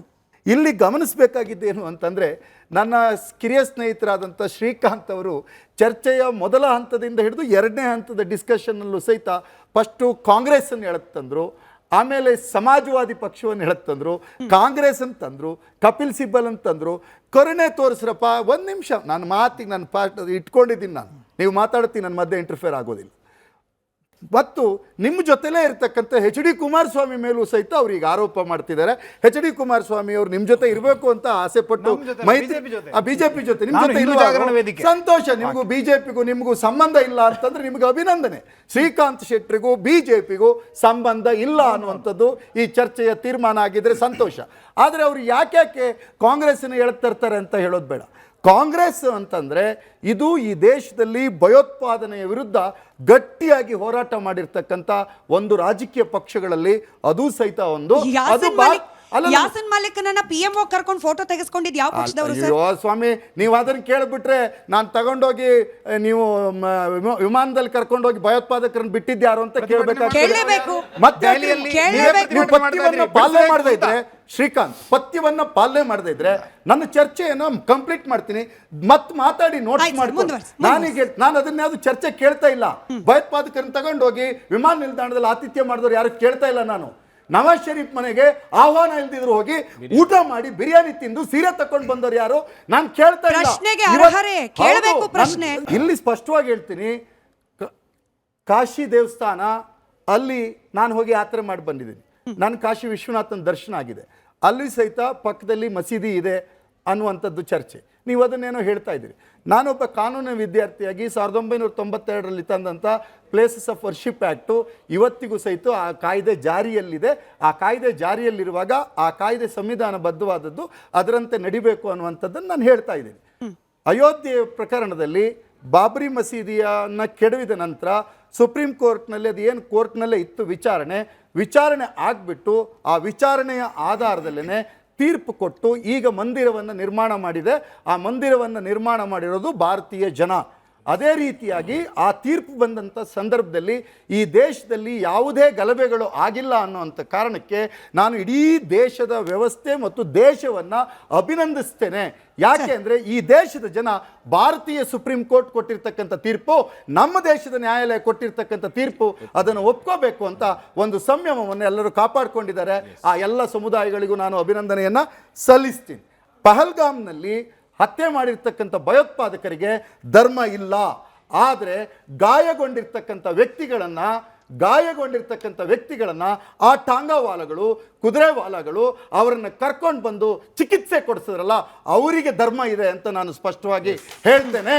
ಅಲ್ಲ, ಅದು ಯಾವ ಧರ್ಮ ಅಂತಾನೂ ಹೇಳ್ಬಿಡಿ ಸರ್, ಜನ ಕನ್ಫ್ಯೂಸ್ ಆಗ್ತಾರೆ. ಮಾನವೀಯ ಧರ್ಮ ಅಂತ ಅಥವಾ ಅದಕ್ಕೂ ಎಂದೇನಾದ್ರು ಟ್ಯಾಗ್ ಕೊಡ್ತೀವಿ. ನೋಡಿ, ಇಲ್ಲಿ ಧರ್ಮಗಳನ್ನು ಅರ್ಥ ಮಾಡ್ಕೋಬೇಕ್ರಿ. ಹಿಂದೂ ಧರ್ಮವನ್ನು ಅರ್ಥ ಮಾಡ್ಕೋಬೇಕು, ಇಲ್ಲಿರ್ತಕ್ಕಂಥ ಶ್ರುತಿ ಸ್ಮೃತಿ ಪುರಾಣಗಳನ್ನು ಅರ್ಥ ಮಾಡ್ಕೋಬೇಕು, ನಾವು ಇಲ್ಲಿರ್ತಕ್ಕಂಥ ಜನಪದಗಳನ್ನು ನಾವು ಅರ್ಥ ಮಾಡ್ಕೋಬೇಕು. ಹಾಗೆಯೇ ನಮಗೆ ಅಧ್ಯಯನಶೀಲರಾಗಿರ್ತಕ್ಕಂಥ ವಿದ್ಯಾರ್ಥಿಗಳನ್ನು ಕೂರಿಸ್ಕೊಂಡಿದ್ದೀರಿ, ಅವರು ಸಹಿತ ಕುರಾನನ್ನು ಓದಲಿ, ಅರ್ಥ ಮಾಡ್ಕೊಳ್ಳಿ. ಪಬ್ಲಿಕ್ ನರೇಷನ್ನಲ್ಲಿ ಜನಪ್ರಿಯತೆಗೆ ಮಾತಾಡ್ತಕ್ಕಂಥ ಮಾತಿನ ಯುದ್ಧೋತ್ಪಾದಕರಿದಾರಲ್ಲ, ಅಕ್ಷರಗಳ ಯುದ್ಧೋತ್ಪಾದಕರಿದಾರಲ್ಲ, ಅವರುಗಳ ಮಾತಿನ ಆಧಾರದಲ್ಲಿ ಧರ್ಮವನ್ನು, ಉಪನಿಷತ್ತನ್ನು ಅರ್ಥ ಮಾಡ್ತಕ್ಕಂಥ ಅವಶ್ಯಕತೆ ಇಲ್ಲ ಅನ್ನುವಂಥದ್ದು. ಆದ್ದರಿಂದ ಜನರಿಗೆ ಮುಕ್ತವಾಗಿ ಬಿಡಬೇಕು. ನಮ್ಮ ಉಪನಿಷತ್ ವಾಕ್ಯವನ್ನು, ಅದು ಉಪನಿಷತ್ತಲ್ಲಿ ಹಿಂಗೆ ಹೇಳಿದೆ, ಭಗವದ್ಗೀತೆಯಲ್ಲಿ ಯದಾ ಯದಾ ಈ ಧರ್ಮಸ್ಯ ಗ್ಲಾನಿರ್ಭವತಿ ಭಾರತ ಅಂತ ಹೇಳಿ ಬ್ಯಾನರ್ ಹಾಕ್ಕೊಂಡು ಕೊಟೇಶನ್ ಕೊಟ್ಟು ಯಾವುದೋ ಒಂದು ಧರ್ಮದವ್ರನ್ನ, ಯಾವುದೋ ಒಂದು ನಂಬಿಕೆಯನ್ನು, ಯಾವುದೋ ಒಂದು ರಾಜಕೀಯ ಪಕ್ಷವನ್ನು ಟಾರ್ಗೆಟ್ ಮಾಡ್ತಾ ಇದ್ರೆ ಆತನನ್ನು ಒಬ್ಬ ಧಾರ್ಮಿಕ ಪಂಡಿತ ಅಂತ ಹೇಳಲಿಕ್ಕೆ ನಾನು ಇಷ್ಟಪಡೋದಿಲ್ಲ, ಆತನನ್ನು ಸಂತ ಅಂತ ಕರೆಯೋದಿಲ್ಲ. ಈ ದೇಶದ ಒಂದು ದೊಡ್ಡ ಸಂತ ಪರಂಪರೆ ಇದೆಯಲ್ಲ, ಅದು ತ್ರಿಮತಾಚಾರ್ಯರಿಂದ ಹಿಡಿದು ಕಬೀರನಿಂದ ಹಿಡಿದು ಶಿಶುನಾಳ ಶರೀಫನಿಂದ ಹಿಡಿದು ಬಸವಣ್ಣನಿಂದ ಹಿಡಿದು ಮಹಾವೀರನಿಂದ ಹಿಡಿದು ಬುದ್ಧನಿಂದ ಹಿಡಿದು ಗಾಂಧಿಯಿಂದ ಹಿಡಿದು ಕನಕನಿಂದ ಹಿಡಿದು ಕುವೆಂಪು ಅವರಿಂದ ಹಿಡಿದು ಅವರು ಕೊಟ್ಟಿರ್ತಕ್ಕಂಥ ಮಾರ್ಗದಲ್ಲಿ ಮುಂದುವರಿಬೇಕೇ ಹೊರತು ಮಾತಿನ ಭಯೋತ್ಪಾದನೆಯನ್ನು ಮಾಡಿ ಆ ಎದುರಾಳಿಗಳಿಗೆ ಯಾರು ಭಯೋತ್ಪಾದಕ ಸಂಘಟನೆಗಳಿಗೆ ನಾವು ಸಾರ್ವಜನಿಕ ನಿಂತ್ಕೊಂಡು ಬಾರಿ ಚಂದಾದಂಥ ಮಾತುಗಳನ್ನ ಆಡ್ಬಿಡ್ತೀವಿ, ಅವ್ರನ್ನ ಟಾರ್ಗೆಟ್ ಮಾಡಿ ಇವ್ರನ್ನ ಟಾರ್ಗೆಟ್ ಮಾಡಿ ಅಂತ. ಅಲ್ಲೋಗಿ ನವಾಜ್ ಶರೀಫನ್ ತಪ್ಕೊಬರ್ತೀವಿ, ಇಲ್ಲಿ ಬೆಂಗಳೂರಲ್ಲಿರೋ ಶರೀಫನ್ ವಿರುದ್ಧ ಮಾತಾಡ್ತೀವಿ. ಬೇಗಂ ಖಲೀದಾಜಿ ಹಂಗೆ ಹೋಗಿ ಸೀರೆ ಕೊಟ್ಟು ಬರ್ತೀವಿ, ಇಲ್ಲಿರೋ ಬೇಗಂ ಖಲೀದಂಗೆ ವಿರೋಧ ಮಾತಾಡ್ತೀವಿ. ದುರದೃಷ್ಟ ನೋಡಿ ಸರ್. ಅಲ್ಲ, ನಾವು ಮಾತಾಡುವಾಗ ಇದನ್ನ ಮರೆತು ಬಿಡ್ತೀವಿ. ಯಾವಾಗ ಬುರ್ಹಾನ್ ವಾನಿಯನ್ನ ಎನ್ಕೌಂಟರ್ ಮಾಡ್ಲಾಯ್ತು ಆಗ ಕೆಲ ರಾಜಕಾರಣಿಗಳು ಇದನ್ನು ಹೇಳಿದ್ರು ಸರ್, ಆತನಿಗೆ ಒಂದು ಅವಕಾಶ ಕೊಡಬೇಕಿತ್ತು ಅಂತ ಹೇಳಿ. ಇವರು ಲೆಕ್ಕ ಮರ್ತು ಬಿಡ್ತೀವಿ. ಎನಿವೆ, ನಾವು ಬಹುಶಃ ನೀವು ಹೇಳಿದ್ದು ಮೇಷ್ಟ್ರ ಮಗನು ಭಯೋತ್ಪಾದಕ ಆಗ್ತಾನೆ, ಡಾಕ್ಟರ್ ಮಗನು ನೀವೇ ಹೇಳಿದ ವಿಮಾನದ ಉದಾಹರಣೆ ನೀವು ಕೊಟ್ರಿ ಸರ್. ವಿಮಾನದಲ್ಲಿ ಹೋದವರ ಉದಾಹರಣೆ ನೀವು ಕೊಟ್ರಿ. ಅಯ್ಯೋ ಪಾಪ ಅನ್ನೋರ ಉದಾಹರಣೆ ನಾನು ಕೊಟ್ಟೆ. ನಿಮ್ದೊಂದು ಲೆಕ್ಕ ನಂದೊಂದು ಲೆಕ್ಕ. 2010ರಲ್ಲಿ 25/10/2010 ವಿಜ್ಞಾನ ಭವನದಲ್ಲಿ ಮೊದಲ ಬಾರಿಗೆ ಹಿಂದೂ ಭಯೋತ್ಪಾದನೆ ಅನ್ನುವ ಶಬ್ದವನ್ನ ಒಬ್ಬ ಗೃಹ ಸಚಿವ ಹೇಳೋದು, ಪಿ ಚಿದಂಬರಂ. ಎಲ್ಲಿ ಭದ್ರತಾ ವ್ಯವಸ್ಥೆಯ ಸಭೆಯಲ್ಲಿ ಹಿಂದೂ ಭಯೋತ್ಪಾದನೆ ಅಂತ ಹೇಳಿ, ಇದು ಕಾಂಗ್ರೆಸ್ ಪಕ್ಷದ ಮಾಡಿರೋದು. ಎರಡನೇದು, ಅಮೆರಿಕದ ರಾಯಭಾರಿಯ ಮುಂದೆ ಇವರ ರಾಹುಲ್ ಗಾಂಧಿ ಕೂತ್ಕೊಂಡು ಏನು ಹೇಳ್ತಾರೆ ಗೊತ್ತಾ, ಲಷ್ಕರ್ ಎ ತಯ್ಯಬ್ಬಕ್ಕಿಂತ RSS ಅಪಾಯಕಾರಿ ಅನ್ನುವಂಥ ಮಾತನ್ನು ಈ ಮನುಷ್ಯ ಹೇಳೋದು. ಯಾರು? ರಾಹುಲ್ ಗಾಂಧಿ. ಇವರೆಲ್ಲರೂ ಒಂದು ವ್ಯವಸ್ಥಿತವಾಗಿ, ಈಗ ಅಸೀಮಾನಂದ, ಸಾಧ್ವಿ ಪ್ರಜ್ಞಾ ಸಿಂಗ್, ಅನಂತರ ಎಷ್ಟು ಜನರ ಮೇಲೆ ಕರ್ನಲ್ ಶ್ರೀಕಾಂತ್ ಪುರೋಹಿತ್ ಯಾರ ಮೇಲೆ ಆರೋಪ ಮಾಡಿದ್ರು, ಎಲ್ಲರೂ ಕೂಡ ಆ ಆರೋಪಗಳಲ್ಲಿ ಯಾವುದೇ ಹುರುಳಿಲ್ಲ, ಇದರಲ್ಲಿ ವ್ಯವಸ್ಥಿತವಾಗಿ ಅಧಿಕಾರಿಗಳನ್ನು ಬಳಸ್ಕೊಂಡಿದ್ದಾರೆ ಅನ್ನೋದನ್ನ ಚಾರ್ಜ್ ಶೀಟಲ್ಲಿ ನ್ಯಾಯಾಲಯವೇ ಬಹಿರಂಗವಾಗಿ ಹೇಳಿದೆ. 6,000 ಪುಟದ ಚಾರ್ಜ್ ಶೀಟ್ನಲ್ಲಿ 6,000 ಪುಟದ ಚಾರ್ಜ್ ಶೀಟ್ನಲ್ಲಿ ಎಲ್ಲೂ ಕೂಡ ಇದನ್ನ ಪ್ರೂವ್ ಮಾಡೋದು ಇವರಿಗೆ ಆಗ್ಲಿಲ್ಲ. ಚಾರ್ಜ್ ಅಲ್ಲ ಸರ್, ಕೋರ್ಟ್ ನಿಂದ ಬಂದ ತೀರ್ಪು ಅವ್ರ ಮೇಲೆ ಎವಿಡೆನ್ಸ್ ಇಲ್ಲ ಅಂತ ಹೇಳಿ ಅವ್ರ ಮೇಲೆ ಖುಲಾಸೆ ಆಗಿರೋದು. ಎನಿವೆ, ಕಮಿಂಗ್ ಬ್ಯಾಕ್ ಆಗ್ಲಿಲ್ಲ ಇವರಿಗೆ. ಸರಿ, ಸುಧೀರ್ ಅವರು ಕರೆಕ್ಟ್ ಆಗಿ ಒಂದು ನಿಮಿಷ ಸರ್, ನಿಮಗೆ ಪ್ರಶ್ನೆ. ಸುಧೀರ್ ಅವರು ಕರೆಕ್ಟ್ ಆಗಿ ಹೇಳಿದ್ರು, ಜೋರಾಗಿ ಮಾತನಾಡುವ ಮೂಲಕ ಇದೇ ಧರ್ಮ ಅಂತ ಹೇಳುವವರ ಮಾತನ್ನ ಕೇಳ್ಕೊಂಡು ಯಾರಾದ್ರೂ ಇದೇ ಧರ್ಮ ಅಂತ ಪಾಲನೆ ಮಾಡೋಕೆ ಹೋಗ್ತಾರೆ ಅಂದ್ರೆ ಶತಮುಟ್ಟಾಳ್ರು. ಆದ್ರೆ ಅನ್ಫಾರ್ಚುನೇಟ್ಲಿ ನೋಡಿ ಅಬ್ದುಲ್ ಅವರೇ, ಹಾಗೆ ಆಂದೋಲನಕಾರಿಗಳು, ನಿಮಗೂ ಇದೇ ಪ್ರಶ್ನೆಯನ್ನು ಕೇಳ್ತೀನಿ. ಅಯೋಧ್ಯೆ ವಿಚಾರ ನಾವು ಮಾತನಾಡ್ತಾ ಇದ್ವಿ. ಅಯೋಧ್ಯೆಯಲ್ಲಿ ಇರ್ತಕ್ಕಂಥ 2 ಹೆಸರುಗಳನ್ನ ಮುಸಲ್ಮಾನರು ಮಾತನಾಡೋದಿಲ್ಲ, ಹಿಂದೂಗಳು ಮಾತನಾಡೋದಿಲ್ಲ. 2 ಹೆಸರು ತಪ್ಪಾಗಬಾರ್ದು ಅನ್ನೋ ಕಾರಣಕ್ಕೆ ನೋಡ್ಕೊಂಡು ಹೋಗ್ತಾ ಇದ್ದೀನಿ. ಮೌಲ್ವಿ ಅಮೀರ್ ಅಲಿ ಹಾಗೆ ರಾಮ್ ಚರಣ್ ದಾಸ್, ಇವ್ರು ಯಾರು ಅನ್ನೋದನ್ನ ಯಾರಿಗೂ ಗೊತ್ತಿಲ್ಲ. ಇವರಿಬ್ಬರೂ ಕೂಡ ಭಾರತ ವಿಭಜನೆ ಆಗಬಾರ್ದು ಅನ್ನೋ ಕಾರಣಕ್ಕೆ ಒಗ್ಗಟ್ಟಿನ ಹೋರಾಟ ಮಾಡಿ ಒಂದೇ ಮರಕ್ಕೆ ಬ್ರಿಟಿಷರಿಂದ ಹ್ಯಾಂಗ್ ಮಾಡಿಸಿಕೊಂಡ ಇಬ್ಬರು. ಈ ಇಬ್ಬರನ್ನ ಅಯೋಧ್ಯೆಯ ಆದರ್ಶ ಪುರುಷರು ಅಂತ ಹೇಳೋದೇ ಇಲ್ಲ ಯಾರು. ಮುಸಲ್ಮಾನರು ಹೇಳೋಲ್ಲ, ಹಿಂದೂಗಳು ಕೂಡ ಹೇಳೋದಿಲ್ಲ. ಮೇಡಮ್, ಒಂದು ಕ್ಲಿಯರ್ ಮಾಡಲ್ಲ. ಒಂದು ತಂದೆಗೆ 10 ಮಕ್ಕಳಿದ್ರೆ 8 ಜನ ಅಪ್ಪನ ನಿರ್ದೇಶನ ಪ್ರಕಾರ ಬದುಕ್ತಾನೆ. ಇಬ್ಬರು ಎಲ್ಲೋ ಗಾಂಜಿ ಪಿಂಜದಲ್ಲಿ ಇರ್ತಾನೆ. ಒಂದಪ್ಪನಿಗೆ 10 ಮಕ್ಕಳಿರೋದು. ಕೋಟಿ ಮುಸಲ್ಮಾನರಿರುವಾಗ ಒಂದಿಬ್ಬರು ಏನಾದರೂ ಕೃತ್ಯ ಮಾಡಿದರೆ, ಒಂದು 5%, ಒಂದು 5% ಮಾಡಿದರೆ ಇಸ್ಲಾಂ ಧರ್ಮದ ಮೇಲೆ ಎತ್ತಿ ಕಟ್ತೀರಾ? ಖಂಡನೀಯ, ಅದು ಖಂಡಿಸ್ತೀನಿ ನಾನು. ಬಟ್ ಇವರು ಶ್ರೀಕಾಂತ್ ಶೆಟ್ಟಿ ಅವರು ಹೇಳಿದ್ರು, ಅವ್ರಿಗೆ ಹೋಗೋಕ್ ಮುಂಚೆ ಸರ್ ಕ್ಷಮೆ ಇರಲಿ, ಹಾರ್ಶ್ ಅನ್ಸ್ಬೋದು. ಫಸ್ಟ್ ಆಫ್ ಆಲ್ 10 ಮಕ್ಕಳನ್ನ ಮಾಡ್ಕೊಂಡು ಇಬ್ರು ನನ್ನ ರೆಸ್ಪಾನ್ಸಿಬಿಲಿಟಿ ಅಲ್ಲ ಅಂತಂದ್ರೆ ಅಂತ ತಂದೆಯ ಜವಾಬ್ದಾರಿ ಮೇಲೆ ಪ್ರಶ್ನೆ ಹೇಳುತ್ತೆ ಸರ್. 10 ಮಕ್ಕಳು ಕೂಡ ಸಮಾಜದಲ್ಲಿ ಸರಿ ದಾರಿಯಲ್ಲಿ ನಡೆಯೋ ರೀತಿಯಲ್ಲಿ ಜವಾಬ್ದಾರಿ ತಂದೆಯದ್ದು. 10 ಮಕ್ಕಳು ಮಾಡ್ಕೊಂಡ್ಮೇಲೆ 10 ಮಕ್ಕಳು ಕೂಡ ಸಮಾಜದಲ್ಲಿ ಸರಿ ದಾರಿಯಲ್ಲಿ ನಡೆಯೋ ರೀತಿಯಲ್ಲಿ ಮಾಡೋದು ತಂದೆ ಕರ್ತವ್ಯ. ಹೇಳಿ, 10 ಮಕ್ಕಳಿರುವಾಗ 8 ಮಕ್ಕಳು ದಾರಿ ತಪ್ಪಿದ್ರೆ ಅವರನ್ನು ಪ್ರಶ್ನಿಸಬೇಕು, ಆ ಅಪ್ಪನನ್ನು ಪ್ರಶ್ನಿಸಬೇಕು. ಹಾಗಂತ 8 ಮಕ್ಕಳನ್ನು ಪ್ರಶ್ನಿಸಬಾರ್ದು. ಮಕ್ಕಳನ್ನೆಲ್ಲ ಸರ್, ನಾನು ತಂದೆನೇ ಪ್ರಶ್ನೆ ಮಾಡಬೇಕು ಅಂತ ಹೇಳಿದ್ರು. ತಂದೆಯನ್ನೇ ಪ್ರಶ್ನೆ ಮಾಡಬೇಕು. ಚರ್ಚೆ ಅಲ್ಲ, ಮಕ್ಕಳ ಮೊನ್ನೆ ಅವರು ಯಾರು ನಮ್ಮ ಮೈಸೂರು ಅವರು ಹೇಳಿದ್ರು, ಬಿಡಿ ಚರ್ಚೆ ನಮಗೆ ಬೇಡ. ಇನ್ನೇನಂದ್ರೆ ಇವರು ಹೇಳಿದ್ರು ಟೆರರಿಸಂಗೆ ಏನು ಮಾಡ್ತಾರೆ, ಸಪೋರ್ಟ್ ಮಾಡ್ತಾರೆ ಅಂತ ಹೇಳಿ. ಇರ್ಲಿ, ಈಗ ಮೊನ್ನೆ 2025ರಲ್ಲಿ ಪೆಹಲ್ಗಾಮ್ ದಾಳಿ ಆದ ನಂತರ ಭಾರತದ ರಹಸ್ಯ ಕಾರ್ಯವನ್ನು ಸೋರಿಕೆ ಮಾಡಿದವರು ಯಾರು? ಗುಂಡಿಟ್ಟು ಕೊಲ್ರಿ ಅವರನ್ನು ಬಹಿರಂಗವಾಗಿ. ಹೆಸರು ಹೇಳ್ತೀನಿ ನಾನು, ಯಾವ ಹಿಂದೂ ಸಮಾಜ ಹೋಗಲ್ಲ ಅವರ ಪರವಾಗಿ. ವಿಶಾಲ ಯಾದವ್ ಅಂತ ಹೇಳಿ 2025 ಇದೆ, ಇನ್ನೊಂದು ವರ್ಷ ಇವರನ್ನು ಇನ್ನೊಂದೇನಾಯ್ತು ಗೊತ್ತಾ, ಪೆಹಲ್ಗಾಮ್ ಆದ ನಂತರ ಅವರನ್ನು ದಾಳಿ ಮಾಡ್ಬೇಕು ಅಂತ ಏನೆಲ್ಲ ಆಯ್ತು ಬಿಡಿ. ಅದರ ನಂತರ ಭಾರತ ಮತ್ತು ಪಾಕಿಸ್ತಾನ ಮ್ಯಾಚ್ ಆಯ್ತು. ಮುಸಲ್ಮಾನರು ಕ್ಯಾಕರ್ಸ್ ಉಗಿತಾ ಇದ್ರು. ನಾಚಿಕೆಯಾಗಿ ಮೋದಿಜಿ ಅವರಿಗೆ ನಾವು ಅಧಿಕಾರ ಕೊಟ್ಟಿದ್ದೀವಿ, ಅವಕಾಶ ಸಿಕ್ಕಿ ಕೂಡ ಯಾವುದೋ ಒಂದು ದೇಶದ ಅಧ್ಯಕ್ಷರನ್ನು ಕೇಳಿ ಮಾತ್ರ ಇವರು ಬಿಟ್ರಲ್ಲ, ಆಗ್ಲೇ ನಾವು ನಿರಾಶೆ ವ್ಯಕ್ತಪಡಿಸಿದ್ದೀವಿ. ಇಲ್ಲ, ಇವರಿಂದ ಸಾಧ್ಯ ಇಲ್ಲ ಅಂತ ಹೇಳಿ. ಇದು ನಾನು ಆಗದಿದ್ದ ಎಲ್ಲಾ ಮಜಲುಗಳಲ್ಲಿ ನೋಡಿದಾಗ ಭಾರತದ ಮುಸಲ್ಮಾನರನ್ನು ಮತ್ತು ಹಿಂದೂಗಳನ್ನು ಜನರನ್ನು ಅಧಿಕಾರಕ್ಕಾಗಿ ದುರ್ಬಳಕೆ ಮಾಡ್ತಾ ಇದ್ದಾರೆ. ಮತ್ತು ಪಾಪದ ವಿದ್ಯಾರ್ಥಿಗಳಿಗೆ ಹಿಂದುತ್ವ ಅಂತ ಹೇಳಿ ನೀವು ಹೇಳಿದ್ರಲ್ಲ ಏನು ಮತೀಯ ಅಮಲುಗಳನ್ನು ಅದನ್ನು ತುಂಬಿಸಿ ಭಯೋತ್ಪಾದಕರಾಗಿ ಸೃಷ್ಟಿಸ್ತಾ ಇದ್ದಾರೆ. ನಾಟ್ ಓನ್ಲಿ ಹಿಂದೂ ಅಲ್ಲ, ನಾನು ಹೇಳಿದ್ನಲ್ಲ ಅದೇ ಕೆಲಸವನ್ನು ಮಾಡುವ ಕೇಂದ್ರ ಸಮಿತಿ ಇರುತ್ತೆ ಆ ಸಂಘಟನೆಗಳು ನೋಡಿ. ಅದು ಲಷ್ಕರ್ ಎ ತೊಯ್ಬಾ ಇರಲಿ, ತಾಲಿಬಾನ್ ಇರಲಿ, ಯಾವುದೇ ಇರಲಿ ಮೇಡಮ್. ಮೊದಲನೇದಾಗಿ ನಾನು ಒಂದು ಉದಾಹರಣೆ ಹೇಳ್ತೀನಿ. ಐಸಿಸ್ ಏನೋ ಒಂದು ಸಂಘಟನೆ ಇದೆಯಲ್ಲ, ಭಯೋತ್ಪಾದಕ ಸಂಘಟನೆ, ಭಾರತದಲ್ಲಿ ಬಂದಿಲ್ಲ ಅದು. ಆ ಸಂಘಟನೆಯ ಭಯೋತ್ಪಾದನೆಯನ್ನು ಮೊದಲನೇದಾಗಿ ಮುಸಲ್ಮಾನನಾಗಲಿ ಹಿಂದೂ ಆಗಲಿ ಮೊದಲನೇ ಖಂಡಿಸಿದ್ದು ಸುಲ್ತಾನುಲ್ಲಮ, ಕೇರಳದ ಒಬ್ಬ ಮುಫ್ತಿ, ಗ್ರ್ಯಾಂಡ್ ಮುಫ್ತಿ ಅವರು. ಅದರ ನಂತರ ಭಾರತಕ್ಕೆ ಆ ಸಂಘಟನೆ ಇನ್ನೂ ಬಂದಿಲ್ಲ, ನಿಮಗೆಲ್ಲ ಗೊತ್ತಿದೆ. ಆದರೆ ಇತ್ತೀಚೆಗೆ 1-2 ತಿಂಗಳ ಮುಂಚೆ ಕೇರಳದ ಒಂದು ಮರದಡಿಯಲ್ಲಿ ಐಸಿಸ್ ಪತಾಕೆ ಅಂತ ಹೇಳಿ ಒಂದು ಬಾವುಟವನ್ನು ಮರೆಗೆ ಹೊಡಿತಾರೆ ಪೊಲೀಸರು. ಅದರಲ್ಲೂ ಕೂಡ ಮುಸಲ್ಮಾನರು ಬಂಧಿಸಿದ್ರು. ಅದರ ನಂತರ ಕಾರ್ಯಪ್ರವೃತ್ತರಾದ ಪೊಲೀಸರು ನೈಜ ಆರೋಪಿ ಬಂದಾಗ ಆ ಒಬ್ಬ ನೈಜ ಆರೋಪಿ ಯಾರು ಗೊತ್ತಾ? ಬಿಜೆಪಿಯ ಕಾರ್ಯಕರ್ತನಾಗಿ. ಇದು ಗೊತ್ತಾಯ್ತು. ನಾನು ಹಿಂದೂಗಳು ಭಯೋತ್ಪಾದಕ ನಾನು ಹೇಳ್ತಾ ಇಲ್ಲ, ಆ ಸಂಘಟನೆಗಳ ಗುರುತಿಸಿ ಅವರನ್ನು ಖಂಡಿಸಿ ಮೇಡಮ್. ಬಟ್ ಮುಸಲ್ಮಾನರು ಭಯೋತ್ಪಾದಕರಲ್ಲ ಅವರು ಮುಸಲ್ಮಾನರು. ಇದು ನಮಗೇನೋ ಒಂದು ಅಸಹ್ಯ ಕಾಣ್ತಾ ಇದೆ. ಐಸಿಸ್ ಅನ್ನ ಯಾರು ವಿರೋಧ ಮಾಡಿದ್ದು ಸರ್? ಐಸಿಸ್ ಅನ್ನ ಯಾರು ಗ್ರ್ಯಾಂಡ್ ಮುಫ್ತಿ ಆಫ್ ಇಂಡಿಯಾ.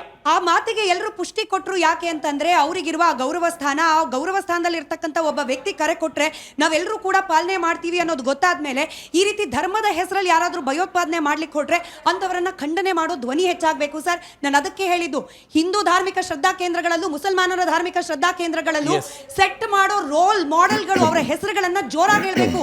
ಆ ಕಾರ್ಯ ಆಗ್ತಾ ಇಲ್ಲ. ಅಲ್ಲ, ಎಲ್ಲಾಗ್ತಾ ಇಲ್ಲ ಮೇಡಮ್. ನೀವು ಹೇಳ್ತಿರೋದು ಸರಿ. ಎರಡೂ ಕಡೆ ನಾನು ಹೇಳ್ತೀನಿ, ಎರಡು ಕಡೆಯಿಂದಲೂ ಆಗ್ಬೇಕು. ಇದು ಏನಾಗ್ತಿದೆ ಅಂದ್ರೆ ಎರಡು ಕಡೆಯಿಂದ ಆಗ್ಬೇಕು ಅನ್ನೋದು ಜಡ್ಜ್ಮೆಂಟ್. ಓಕೆ, ಇದು ಏನಾಗ್ತಿದೆ ಮೇಡಮ್, ನಮ್ಮ ಇದರಲ್ಲಿ ರೀಸೆಂಟ್ ಆಗಿ ಏನೋ ಅದೇ ಹೇಳಿದ್ರಲ್ಲ ನೀವು, ಯಾವ್ದು ಮಂದಿರ, ರಾಮ ಮಂದಿರದ್ದು.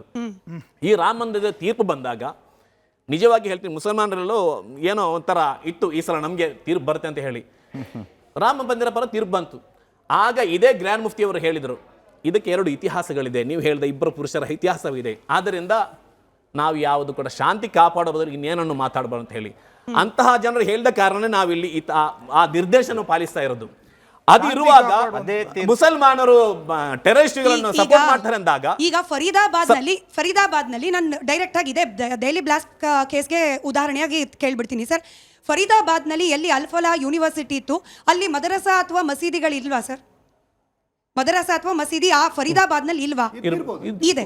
ಇದ್ದ ಸಂದರ್ಭದಲ್ಲಿ ನಿಜವಾಗ್ಲೂ ಕೂಡ ನೀವು ಹೇಳಿದ ಹಾಗೆ ಅಲ್ಲಿರುವ ಧಾರ್ಮಿಕ ಮುಖಂಡರು ನಮಗೂ ಉಗ್ರವಾದಕ್ಕೂ ಸಂಬಂಧ ಇಲ್ಲ, ನಮಗೂ ಪಾಕಿಸ್ತಾನದ ಅದೇನದು ಸುಬಾನಲ್ಲಾ ಮಸ್ಜಿದ್ ಅಲ್ಲಿ ಕೂರ್ತಿರ್ತಕ್ಕಂಥ ಯಾರೋ ಒಬ್ಬ ಟೆರರಿಸ್ಟ್ಗೂ ಸಂಬಂಧ ಇಲ್ಲ, you are not suppose to fall on to the trap just because you are a Muslim ಅಂತ ಹೇಳಿ ಹೇಳಿದ್ದಿದ್ರೆ, ಫರೀದಾಬಾದ್ ನಲ್ಲಿ ಇರ್ತಕ್ಕಂಥ ಇಮಾಮ್ ಇರ್ಫಾನ್ ಹೇಳಿದ್ದಿದ್ರೆ ಬಹುಶಃ ಡಾಕ್ಟರ್ ಉಮರ್, ಡಾಕ್ಟರ್ ಮುಜಾಮಿಲ್ ಇವತ್ತು ಸ್ಟೆಥೋಸ್ಕೋಪ್ ಹಾಕೊಂಡು ರೋಗಿಗಳನ್ನ ವೈದ್ಯಕೀಯ ತಪಾಸಣೆ ಮಾಡ್ತಾ ಇದ್ರು. ಬಾಂಬ್ಗೆ ಅಮೋನಿಯಂ ನೈಟ್ರೇಟ್ ಸಂಗ್ರಹ ಮಾಡ್ತಿರ್ಲಿಲ್ಲ. ಮುಸ್ಲಿಮರು ಭಯೋತ್ಪಾದಕರ ನೋಡಿ ಮಾಡೋ ಕೆಲಸ ಮಾಡ್ತಿಲ್ಲ ಸರ್, ಮಾಡೋ ಕೆಲಸ ಮಾಡ್ತಿಲ್ಲ, ಅದಕ್ಕೆ ಭಯೋತ್ಪಾದಕರಾಗ್ತಿದ್ದಾರೆ ಹೇಳ್ತಿರೋದು.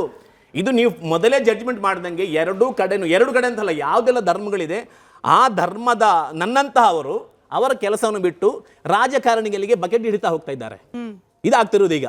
ಯಾಕೆ ಭಾರತದಲ್ಲಿರ್ತಕ್ಕಂಥ ಒಬ್ಬ ಹಿಂದುವಿಗೆ ಒಬ್ಬ ಖಟ್ಟರ್ ಇಸ್ಲಾಂವಾದಿಯನ್ನ ನೋಡಿದ್ರೆ ಈತನ ಹಿಂದೆ ಭಯೋತ್ಪಾದಕರ ನೆರಳಿರಬಹುದು ಅನ್ನೋ ಭಯ ಹುಟ್ಟಬೇಕು ಅಂತ ಹೇಳಿ ಯಾಕೆ ಮುಸಲ್ಮಾನರನ್ನ ಅನುಮಾನದ ದೃಷ್ಟಿಯಲ್ಲಿ ಹಿಂದೂಗಳು ನೋಡಬೇಕು ಅಂತ ಅನಿಸುತ್ತೆ? ನೋಡಿ ಮೇಡಮ್, ನಮ್ಮ ದೇಶದ ಮುಸಲ್ಮಾನರು, ನಾನು ಮುಂಚೆನೇ ಹೇಳಿದ ಹಾಗೆ ಕೆಲ ಮುಸಲ್ಮಾನರು ಉಸ್ತಾದ್ ಬಿಸ್ಮಿಲ್ಲಾ ಖಾನ್ ಶಹನಾಯಿ ವಾದಕ ಏನು ಹೇಳಿದರು ಅನ್ನೋದನ್ನು ತಲೆಯೊಳಗೆ ತೊಗೊಳೋದಿಲ್ಲ. ಹೈದರಾಬಾದ್ನ ಅಕ್ಬರ್ ಉದ್ದೀನ್ ಓವೈಸಿ ಏನು ಹೇಳಿದ ಅನ್ನೋದನ್ನು ತಲೆಯೊಳಗೆ ತೊಗೊಳ್ತಾರೆ, ಚಪ್ಪಾಳೆ ಹೊಡಿತಾರೆ, ಸಿಳ್ಳೆ ಹೊಡಿತಾರೆ. ಅಕಸ್ಮಾತ್ ಉಸ್ತಾದ್ ಬಿಸ್ಮಿಲ್ಲಾ ಖಾನ್ ಅವರು ಹೇಳಿದ್ದನ್ನು ಇಲ್ಲಿಯ ಮುಸಲ್ಮಾನರು ಅನುಕರಿಸಿದರೆ, ಅದನ್ನು ಜಾರಿಗೆ ತಂದರೆ ನಿಜಕ್ಕೂ ಕೂಡ ಭಾರತದಲ್ಲಿ ಭಯೋತ್ಪಾದನೆ ಅನ್ನೋದಿರೋದೇ ಇಲ್ಲ. ಅವ್ರು ಏನು ಹೇಳಿದ್ರು, ಬಂದ್ಬಿಡಿ ಪಾಕಿಸ್ತಾನಕ್ಕೆ ಅಂತ ಜಿನ್ನ ಕರೆದ್ರೆ, ನನ್ನ ಪವಿತ್ರವಾಗಿರುವಂತಹ ಶಹನಾಯಿಯ ನಾದ ಅದು ಸರಸ್ವತಿ ಮಾತೆಯಿಂದ ಒಲಿದು ಬಂದದ್ದು ಪವಿತ್ರವಾದ ಗಂಗಾ ನದಿಯಲ್ಲಿ ಹರಿದಾಡ್ತಾ ಇದೆ. ಆ ಗಂಗಾ ನದಿಯನ್ನು ನಿಮ್ಮ ದೇಶಕ್ಕೆ ತಗೊಳ್ಳೋದಾದರೆ ನಾನು ಅಲ್ಲಿಗೆ ಬರ್ತೀನಿ ಅಂತ ಹೇಳಿ ಅವರ ಆಮಂತ್ರಣವನ್ನು ನಿರಾಕರಿಸಿದ್ದು ಉಸ್ತಾದ್ ಬಿಸ್ಮಿಲ್ಲಾ ಖಾನ್. ಆದರೆ ಅವರ ಮಾತನ್ನು ಯಾರೂ ಕೂಡ ಇವತ್ತು ಪಾಲಿಸ್ತಾ ಇಲ್ಲ ಇಲ್ಲಿ ಮುಸಲ್ಮಾನರು. ಓವೈಸಿ ಹೇಳಿದ 15 ಮಿನಿಟ್ ಕಲಿಯ ಪೊಲೀಸ್ಕೋ ಹಠ ಅದು. ಅವಾಗ ನೋಡ್ತೀರಾ ಎಷ್ಟು ಸಿಳ್ಳೆ, ಎಷ್ಟು ಚಪ್ಪಾಳೆ. ಇದು ಆ ಮುಸಲ್ಮಾನ್ ಓವೈಸಿಯ ಹೇಳಿಕೆಯನ್ನ ನಮ್ಮ ದೇಶದ ಮುಸಲ್ಮಾನರು ಅನುಕರಿಸ್ತಾ ಇರೋದರಿಂದಲೇ ಇವತ್ತು ಡಾಕ್ಟರ್ ಅಂತ ಇಂಜಿನಿಯರ್ ಅಂತ ಭಯೋತ್ಪಾದಕರು ಈ ದೇಶದಲ್ಲಿ ಹುಡ್ತಾ ಇರೋದು. ಅಬ್ದುಲ್ಲಾ ಅವರು ಹೇಳಿದರು ಯಾವುದೇ ಮದರ್ಸದಲ್ಲಿ ಈ ರೀತಿ ಹೇಳ್ತಾ ಇಲ್ಲ ಅಂತ. ಅನೇಕ ವಿಡಿಯೋಗಳನ್ನ ಇವತ್ತು ನಾವು ನೋಡ್ಬೋದು ಸೋಷಿಯಲ್ ಮೀಡಿಯಾದಲ್ಲಿ. ಸಬ್ಮಿಟ್ ಮಾಡಿ ಸರ್. ಕೊಡ್ತೀನಿ ಹೋಗ್ಬೇಕಾದ್ರೆ. ದೇಖೋ ಬಹಳಷ್ಟಿದೆ. ಅವ್ರು ಹೇಳ್ತಾರೆ, ದೇಖೋ ದೀಪಾವಳಿ ರಂಜಾನ್ ಕೌನ್ ಬನಾತಾ ಹೈ, ರಂಜಾನ್ ಕೌನ್ ಬನಾತಾ ಹೈ ಬಚ್ಚೋ, बकरीद कौन बनाता है? मुसलमान. दिवाली कौन बनाता है? युगादी कौन बनाता है? दशहरा कौन बनाता है? हिंदू. उसको बोलता है शैतान. युगादी कौन मनाता है? वो शैतान. बकरीद और रमजान कौन मनाता है? वो मुसलमान. ಮೌಲ್ವಿಗಳ ವಿಡಿಯೋ ನನ್ನ ಕಡೆ ಇದೆ. ರಾಷ್ಟ್ರಗೀತೆ ಹಾಡೋದಕ್ಕೆ ನಿರಾಕರಿಸಿದಂತಹ ನಿಮ್ಮ ಮದರ್ಸಾ ಮೌಲ್ವಿಯನ್ನ ಉತ್ತರ ಪ್ರದೇಶದ ಸರ್ಕಾರ ಸಸ್ಪೆಂಡ್ ಮಾಡಿ ಮನೆಗೆ ಕಳಿಸಿದೆ. ಒಂದೇ ಮಾತ್ರ ಹೇಳೋದಿಲ್ಲ, ರಾಷ್ಟ್ರಗೀತೆ ಹೇಳೋದಿಲ್ಲ. ಅಲ್ಲಿ ಪಾಕಿಸ್ತಾನ್ ಪರನ ಇರುವಂತಹ ಬುದ್ಧಿಯನ್ನ ಸಣ್ಣ ಸಣ್ಣ ಮಕ್ಕಳಿಗೆ ತುಂಬುತ್ತಾ ಇರೋದ್ರಿಂದಲೇ ಅವು ಹೆಮ್ಮರವಾಗಿ ಬೆಳೆದು ಇವತ್ತು ಸಂಸತ್ ಮೇಲೆ ದಾಳಿ ಮಾಡ್ತಾರೆ, ರಾಮ ಮಂದಿರ ಮೇಲೆ ದಾಳಿ ಮಾಡ್ತಾರೆ, ಕೆಂಪು ಕೋಟೆ ಮೇಲೂ ಕೂಡ ದಾಳಿ ಮಾಡಲಿಕ್ಕೆ ತಯಾರಾಗಿದ್ದಾರೆ. ಇದು ಮೂಲ ಎಲ್ಲಿದೆ ಅದನ್ನ ಕಿತ್ತು ಹಾಕಿದರೆ ಮಾತ್ರ ಭಾರತದಲ್ಲಿ ಮುಸಲ್ಮಾನ ಸುರಕ್ಷಿತವಾಗಿರ್ಲಿಕ್ಕೆ ಸಾಧ್ಯ ಇದೆ, ಹಿಂದೂನು ಸುರಕ್ಷಿತವಾಗಿರ್ಲಿಕ್ಕೆ ಸಾಧ್ಯ ಇದೆ. ಎದುರುಗಡೆ ಸ್ಫೋಟ ಆದ ಸಂದರ್ಭದಲ್ಲಿ ಕೇವಲ ಹಿಂದೂಗಳ ಸತ್ತಿಲ್ಲ, ಮುಸಲ್ಮಾನರು ಕೂಡ ಸತ್ತಿದ್ದಾರೆ. ಮುಸ್ಲಿಮರ ಕಣ್ಣೀರು ಕೂಡ ಇಲ್ಲಿ ಹರಿತಾ ಇದೆ. ಅಂದ್ರೆ ಅದನ್ನ ಮುಸಲ್ಮಾನ್ ಧರ್ಮದ ಗುರುಗಳು ಅರ್ಥ ಮಾಡಿಕೊಂಡು ಆ ಮೂಲ ಏನಿದೆ ಅಲ್ಲ ಭಯೋತ್ಪಾದನೆಯ ಮೂಲ ಅದನ್ನು ಕಿತ್ತಿ ಹಾಕುವಂತ ಕೆಲಸ ಮಾಡಬೇಕು. ಇವತ್ತು ಫತ್ವಾ ಹೊರಡಿಸಬೇಕಾಗಿತ್ತು. ನೀವು ನಿಮ್ಮ ಮಕ್ಕಳನ್ನ ವೈದ್ಯರನ್ನಾಗಿ ಮಾಡಿದರೆ, ಜೊತೆಗೆ ಭಯೋತ್ಪಾದಕರನ್ನ ಮಾಡಿದಿರಿ. ನಿಮ್ಮನ್ನ ನಾವು ಫತ್ವಾ ಹೊಡಿಸ್ತೀವಿ, ಆ ಕುಟುಂಬದಿಂದ ದೂರ ಇಡ್ತೀವಿ ನಾವು ಇಸ್ಲಾಂದಿಂದ ಅಂತ ಫತ್ವಾ ಹೊರಡಿಸಿದರೆ ಮತ್ತೊಬ್ಬ ಮುಸ್ಲಿಂ ಕುಟುಂಬ ಇಂತಹ ಕೃತ್ಯಕ್ಕೆ ಕೈ ಹಾಕುವುದನ್ನ ನಿಲ್ಲಿಸ್ತಾನೆ.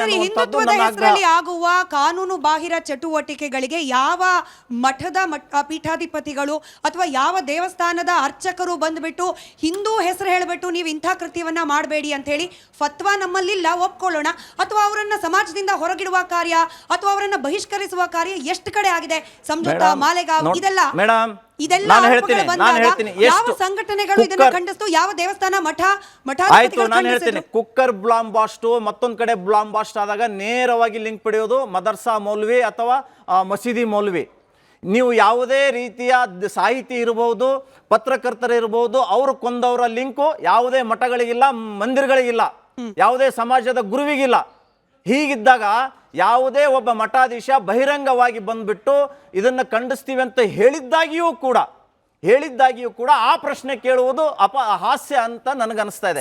ಸಾಕಷ್ಟು ಮಠಾಧೀಶರು ಇಂತಹ ವ್ಯವಸ್ಥೆಯನ್ನ ಖಂಡಿಸಿದ್ದಾರೆ, ಆದರೆ ಪ್ರೋತ್ಸಾಹಿಸಿಲ್ಲ. ಇಲ್ಲಿ ಮೌಲ್ವಿಗಳು ಭಯೋತ್ಪಾದಕರಿಗೆ ಪ್ರೋತ್ಸಾಹಿಸುವಂತ ಕೆಲಸ ಜಗಜ್ಜಾಹಿರಾಗಿದೆ.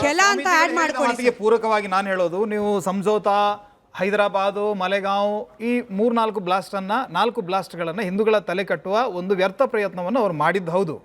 ಅದರ ಬಗ್ಗೆ RVS ಮಣಿ ಅಂತ ಹೇಳಿ ಯಾರು ಕೇಂದ್ರ ಗುಪ್ತಚರ ಇಲಾಖೆಯಲ್ಲಿ ಕೆಲಸ ಮಾಡಿದ್ದಾರೆ, ಅವರು ರಿಟೈರ್ಡ್ ಆದಮೇಲೆ ಒಂದು ಪುಸ್ತಕವನ್ನು ಬರೆದಿದ್ದಾರೆ ನೋಡಿ.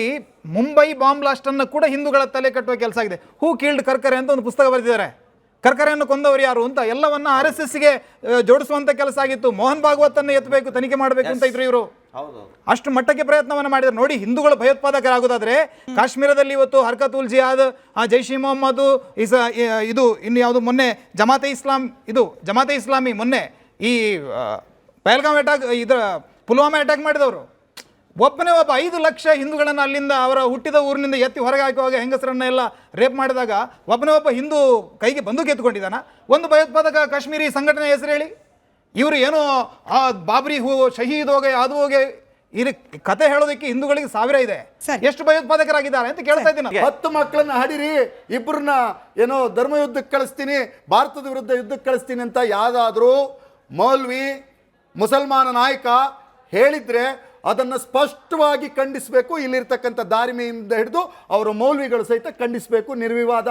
ಅದೇ ರೀತಿಯಾಗಿ ಇಲ್ಲಿರ್ತಕ್ಕಂಥವರು ಸಹಿತ, ನಮ್ಮ ಹಿಂದೂ ಧರ್ಮದಲ್ಲಿ ಇರ್ತಕ್ಕಂಥವ್ರು ಸಹಿತ ಹಿಂದೂ ಧರ್ಮದ ವ್ಯಾಖ್ಯಾನವನ್ನು ಬಿಟ್ಟು 10 ಮಕ್ಕಳನ್ನ ಹಿಡೀರಿ, 3 ಮಕ್ಕಳನ್ನ ಹಿಡೀರಿ ಅಂತ ಯಾರು ಫತ್ವಾ ಹೊರಡಿಸ್ತಾ ಇದ್ದಾರೆ, ಸಾಮಾಜಿಕ ಬಹಿಷ್ಕಾರವನ್ನು ಸಮಾಜಕ್ಕೆ ಎಲ್ಲಿಯೂ ಕೂಡ ಹಾನಿ ಇಲ್ಲ. ನೀವು ಮಕ್ಕಳು ಜಾಸ್ತಿ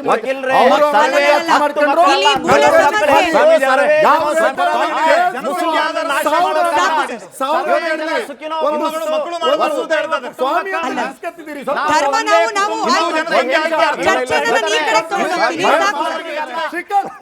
ನೋಡಿ ಸ್ವಾಮೀಜಿ, ಕಲ್ಲ. ನೀವು ಸುಮ್ಮನೆ ಸ್ವಾಮೀಜಿ, ಸಾಕು, ಸ್ವಾಮೀಜಿ ಅಂತ ಸರ್. ಕರಿಬೇಕಂತಾದ್ರೆ ನೀವು ಸ್ವಲ್ಪ ಸಾವಧಾನದಿಂದ ಇಲ್ಲ ಸರ್, ನನಗೆ ಒಂದು ಅನಿಸಿಕೆ ಆಕ್ಷೇಪ. ಯಾಕೆ ಸಮಾಧಾನ ಇರ್ಬೇಕು? ನೀವು ಈ ರೀತಿ ಮಾತಾಡಿದ್ರೆ ನಾವು ಸಮಾಧಾನ ಇರ್ಬೇಕಾ? ಅದನ್ನ ಖಂಡಿಸಬಾರ್ದಾ? ಸ್ವಾಮೀಜಿ, ಸ್ವಾಮೀಜಿ, ಸ್ವಾಮೀಜಿ ಅವರೇ. ನಮ್ಮ ಸ್ವಾಮಿಗಳು ಹೇಳಿದ್ರೆ ಅದಕ್ಕೊಂದು ಶಾಂತಿಯಿಂದ ಹೇಳಿರ್ತಾರೆ, ಕ್ರಾಂತಿಗಾಗಿ ಅಲ್ಲ. ಒಂದು ಹೆಲ್ದಿ ಡಿಬೇಟ್ ಮಾಡೋಣ, ಬೇಡ ಜಗಳ ಮಾಡೋದ್ರಿಂದ ಜನರಿಗೂ ಏನು ತಲುಪೋದಿಲ್ಲ. ಅದಾದ್ಮೇಲೆ ಇನ್ನೊಂದು ಸಂಗತಿಯನ್ನು ಕಳಬೇಕು. ಒಳ್ಳೇದನ್ನು ಒಳ್ಳೇದು ಅಂತ ಹೇಳಬೇಕು. ಈ ದೇಶಕ್ಕೆ ಅಟಲ್ ಬಿಹಾರಿ ವಾಜಪೇಯಿ ಪ್ರಧಾನಮಂತ್ರಿ ಆಗಿದ್ರು. ಅವರು ಪಾಕಿಸ್ತಾನಕ್ಕೆ ಬಸ್ಸನ್ನು ಬಿಟ್ಟಾಗ ಪತ್ರಕರ್ತರು ಕೇಳಿದ್ರು, ಯಾಕೆ ವಾಜಪೇಯಿ ಅವರೇ ನಮ್ಮ ಶತ್ರು ರಾಷ್ಟ್ರಕ್ಕೆ ಬಸ್ ಪ್ರಯಾಣವನ್ನು ಮಾಡ್ತಿದ್ದೀರಿ ಅಂತ. ಆಗ ವಾಜಪೇಯಿ ಒಂದು ಮಾರ್ಮಿಕವಾದ ಮಾತನ್ನು ಹೇಳ್ತಾರೆ, ಅದು ವಿದೇಶಾಂಗ ನೀತಿ. ಅವ್ರು ಏನು ಮಾರ್ಮಿಕವಾದ ಮಾತನ್ನು ವಾಜಪೇಯಿ ಹೇಳ್ತಾರೆ ಅಂದರೆ, ನಮ್ಮ ಶತ್ರುಗಳನ್ನು ಮಿತ್ರರುಗಳನ್ನ ನಾವು ಬದಲಾಯಿಸ್ಬೋದು, ಶತ್ರುಗಳನ್ನು ಮಿತ್ರರುಗಳನ್ನ ಆಗಾಗ್ಗೆ ಬದಲಾಯಿಸ್ಬೋದು, ಆದರೆ ನಮ್ಮ ನೆರೆಹೊರೆಯವರನ್ನ ಬದಲಾಯಿಸೋಕ್ಕಾಗೋದಿಲ್ಲ ಅನ್ನುವಂಥದ್ದು ಹೇಳಿದ್ರಲ್ಲ ವಾಜಪೇಯಿ ಅವ್ರನ್ನ ದೇಶದ್ರೋಹಿ ಅಂತ ನಾವು ಕರೆಯೋಕ್ಕಾಗತ್ತಾ? ಇಲ್ಲ. ಸರ್, ತಮ್ಮ ಓಪನಿಂಗ್ ಸ್ಟೇಟ್ಮೆಂಟ್ ಅಲ್ಲಿ ನೀವೊಂದು ಮಾತನ್ನು ಹೇಳಿದ್ರಿ, ನಮ್ದು ಮಕ್ಕಾಯಿಂದ ಆರ್ಡರ್ಸ್ ಬಂದ್ರು ನಾವು ಫಾಲೋ ಮಾಡೋದಿಲ್ಲ ಅಂತ. ಆದ್ರೆ ಮಕ್ಕಾಯಿಂದ ಆರ್ಡರ್ಸ್ ಬರೋದೇ ಇಲ್ವಲ್ಲ, ಪಾಕಿಸ್ತಾನಿನಿಂದ ಆರ್ಡರ್ ಬರೋದನ್ನ ಏನಕ್ಕೆ ಅಷ್ಟು ಕಟ್ನಿಟ್ಟಾಗಿ ಫಾಲೋ ಮಾಡ್ತೀರಾ? ಅದಕ್ಕೆ ಸುಮಾರು ದಾಖಲೆಗಳಿದೆ. ಇನ್ನೊಂದು, ಭಾರತದಲ್ಲಿ ಅನ್ಲಾಫುಲ್ ಆಕ್ಟಿವಿಟೀಸ್ ಪ್ರಿವೆನ್ಷನ್ ಆಕ್ಟ್ ಅನ್ನೋದು ಒಂದು ಇತ್ತೆ 1962. ಅದರಲ್ಲಿ ಟೋಟಲ್ 42 ಟೆರರಿಸ್ಟ್ ಆರ್ಗನೈಸೇಷನ್ಗಳನ್ನು ಐಡೆಂಟಿಫೈ ಮಾಡಿದ್ದಾರೆ. ಅದರಲ್ಲಿ ಪ್ರಮುಖವಾದಂತೂ 10 ಟೆರರಿಸ್ಟ್ ಆರ್ಗನೈಸೇಷನ್, ಅದ್ರದ್ದು ಎಲ್ಲ ಹ್ಯಾಂಡ್ಲರ್ಸೂ ಪಾಕಿಸ್ತಾನ್ ಒರಿಜಿನೇಟೆಡ್. ಅದರಿಂದ ಆಗಿರೋ ಎಲ್ಲ ಟೆರರಿಸ್ಟ್ ಅಟ್ಯಾಕ್ಸ್ ಇಂಡಿಯಾದಲ್ಲಿ ಡೈರೆಕ್ಟ್ ಪಾಕಿಸ್ತಾನಿಂದ ಲಿಂಕ್ ಇರೋದು. ಸೊ ಪಾಕಿಸ್ತಾನಲ್ಲಿರೋರು ಇಸ್ಲಾಂ ಅವರಲ್ವಾ? ಪಾಕಿಸ್ತಾನಲ್ಲಿರೋದು ಇಸ್ಲಾಂ ಬೇರೆನಾ, ಹಿಂದೂ ರಾಷ್ಟ್ರದಲ್ಲಿರೋ ಇಸ್ಲಾಂ ಬೇರೆನಾ? ಎಲ್ಲ ಇಸ್ಲಾಂ ಒಂದೇ ಅಲ್ವಾ? ಸೊ ಎಲ್ಲ ಇಸ್ಲಾಂ ಒಂದೇ ಇರಬೇಕಾದ್ರೆ ಏನಕ್ಕೆ ಇವರು ಇಲ್ಲಿರೋ ಇಸ್ಲಾಂ ಅವ್ರಿಗೆ ಹೇಳ್ಕೊಡೋದು ಈ ಥರ ಮಾಡಬೇಕು ಅಂತ, ಅಲ್ಲಿರೋ ಇಸ್ಲಾಂ ಅವ್ರಿಗೂ ಅದೇ ಹೇಳ್ಕೊಡೋದು? ಸೊ ಅಲ್ಲಿನಿಂದ ಇರೋ ದ್ವೇಷ ಇಲ್ಲಿಗೆ ಡೈರೆಕ್ಟಾಗಿ ಅವ್ರು ಮಾಡ್ತಿರೋದನ್ನು ಆರ್ಡ್ರ್ ಫಾಲೋ ಮಾಡ್ತಿರೋದೇ ಇಲ್ಲಿರೋರು ಇಸ್ಲಾಂ ಸ್ವಲ್ಪ ಮುಖಂಡರು ಯಾರ್ಯಾರು ಇರ್ತಾರೆ ಅವ್ರಿಗೆ ಲಿಂಕ್ಸ್ ಇರೋದನ್ನು ಅವರೇ ಫಾಲೋ ಮಾಡ್ತಿರೋದಂತ ನನ್ನ ಒಂದು ಪ್ರಶ್ನೆ. ನಿಮ್ಮ ಅನಿಸಿಕೆ ತಪ್ಪು ಅಂತ ಹೇಳ್ತಿರೋದು ನಾನು. ಯಾಕಂದ್ರೆ ಇಸ್ಲಾಂ ಅಂದ್ರೆ ಒಬ್ಬನನ್ನು ಕೊಲ್ಲುವುದೋ ಬಡಿಯುವುದೋ ಇನ್ನೊಂದು ತಾಯಿಯ ಮಗಳನ್ನು ವ್ಯಭಿಚಾರ ಮಾಡೋದಲ್ಲ ಇಸ್ಲಾಂ ಅಂದರೆ. ನಾನು ಹೇಳಿದ್ನಲ್ಲ, ಕುರ್ಆನ್, ಪ್ರವಾದಿಯವರ ಸಂದೇಶಗಳು, ಇಜ್ಮಾ, ಕಿಯಾಸ್ ಅಂತ ಹೇಳಿ. ಅದರಲ್ಲಿ ಪ್ರವಾದಿಯವರ ಒಂದು ಸಂದೇಶ ಇದೆ, ಮನ್ ಕತಲನ್ನಾಸ ಕತಲಹು ಜಮೀ ಅಂತ ಹೇಳಿ ಒಂದು ಹದೀಸ್ ಇದೆ. ಒಂದು ಮನುಜ ಕುಲವನ್ನು ಕೊಂದರೆ ಇಡೀ ಮನುಷ್ಯ ರಾಶಿಯನ್ನು ಕೊಂದಂತೆ ಅಂತ ಹೇಳಿ. ಅದನ್ನು ಪಾಲಿಸುವವನು ಇಸ್ಲಾಂ, ಮುಸ್ಲಿಂ. ಇನ್ನು ನೀವು ಹೇಳಿದಂತೆ ಯಾರಾದರೂ ಪಾಕಿಸ್ತಾನದ ಆರ್ಡರ್ ಕೊಡ್ತಾರೆ, ಅಡ್ವೈಸ್ ಮಾಡ್ತಾರೆ, ಅದನ್ನು ಪಾಲಿಸ್ತಾರೆ ಅಂತಾರೆ, ನಾವು ಅವನು ಮುಸ್ಲಿಂ ಅಂತ ಹೇಳೋಕೆ ಸಾಧ್ಯ ಇಲ್ಲ. ಅದು ಹೇಗೆ ಸರ್? ಹಾಗಿದ್ರೆ ಮುಜಾಹಿದ್ದೀನ್ ಅನ್ನೋ ಶಬ್ದ, ಮುಜಾಹಿದೀನ್, ತಾಲಿಬೀನ್, ಅದು ನೀವು ಅದು ಹೇಳಬಾರ್ದು. ಯಾಕಂದ್ರೆ ಗೊತ್ತಾ, ಈ ವಿಷಯ ಕನ್ವರ್ಟ್ ಆಗುತ್ತೆ. ಎಸ್ ಮೇಡಮ್, ವಿಷಯ ಅವರು ಅಂತಹ ಅರಬಿ ಪದಗಳನ್ನು ಇಲ್ಲಿ ಕೇಳಿ ಅರ್ಥ ಕೇಳುವುದಾದ್ರೆ ನಾನೊಂದು ಹೇಳ್ತೀನಿ. ಲವ್ ಜಿಹಾದ್, ಅರಬಿಯನ್ ಅಂತ ಪದಗಳೇ ಇಲ್ಲ. ಯಾವುದೋ ಒಂದು ಪದ ತಂದು ಜಿಹಾದ್ ಮಾಡಿದ್ರು. ಜಿಹಾದ್ ಅಂದ್ರೆ ಶ್ರಮ ಅಂತ ಅರ್ಥ. ನಾನು ಇಲ್ಲಿ ದುಡಿಯೋಕೆ ಹೋಗ್ತೀನಿ, ಅದಕ್ಕೂ ಜಿಹಾದ್ ಅಂತ ಹೇಳ್ತಾರೆ. ಆಗ ಈ ಅರಬಿ ಪದಗಳ ಅರ್ಥ ಕೇಳಿದ್ರೆ ಅದಕ್ಕೊಂದು ಬೇರೆ ಚರ್ಚೆ ಇಡಬೇಕು. ಇವರು ಕೇಳಿದ್ದೀಗ ಪಾಕಿಸ್ತಾನದ ಅಡ್ವೈಸ್ಗಳನ್ನು, ನಿರ್ದೇಶನವನ್ನು ಪಾಲಿಸ್ತಾರೆ ಅಂತ ಹೇಳಿ. ಇಲ್ಲಿನ ಸತ್ಯವಿಶ್ವಾಸಿಗಳು 5 ಹೊತ್ತು ನಮಾಜ್ ಮಾಡುವವರು ಯಾವತ್ತೂ ಕೂಡ ಅಂತಹ ನಿರ್ದೇಶನ ಪಾಲಿಸಲು ಸಾಧ್ಯವಿಲ್ಲ. ಇನ್ ಕೇಸ್ ಯಾರಾದರೂ ಪಾಲಿಸಿದರೆ ಅವರನ್ನು ಮುಸಲ್ಮಾನನು ಅಥವಾ ಭಾರತೀಯ ಮುಸಲ್ಮಾನ ಪೂರ್ಣ ವಿಶ್ವಾಸಿ ಅಂತ ಹೇಳೋಕ್ಕೂ ನಾವು ತಯಾರಿಲ್ಲ. ಅಬ್ದುಲ್ ಮಜೀನಿನು 5 ಸಲ ನಮಾಜ್ ಮಾಡ್ತಿದ್ರು, ಹೇಳಿದ್ರ ನಿಮಗೆ? ಅಬ್ದುಲ್ ಮಜೀನಿನು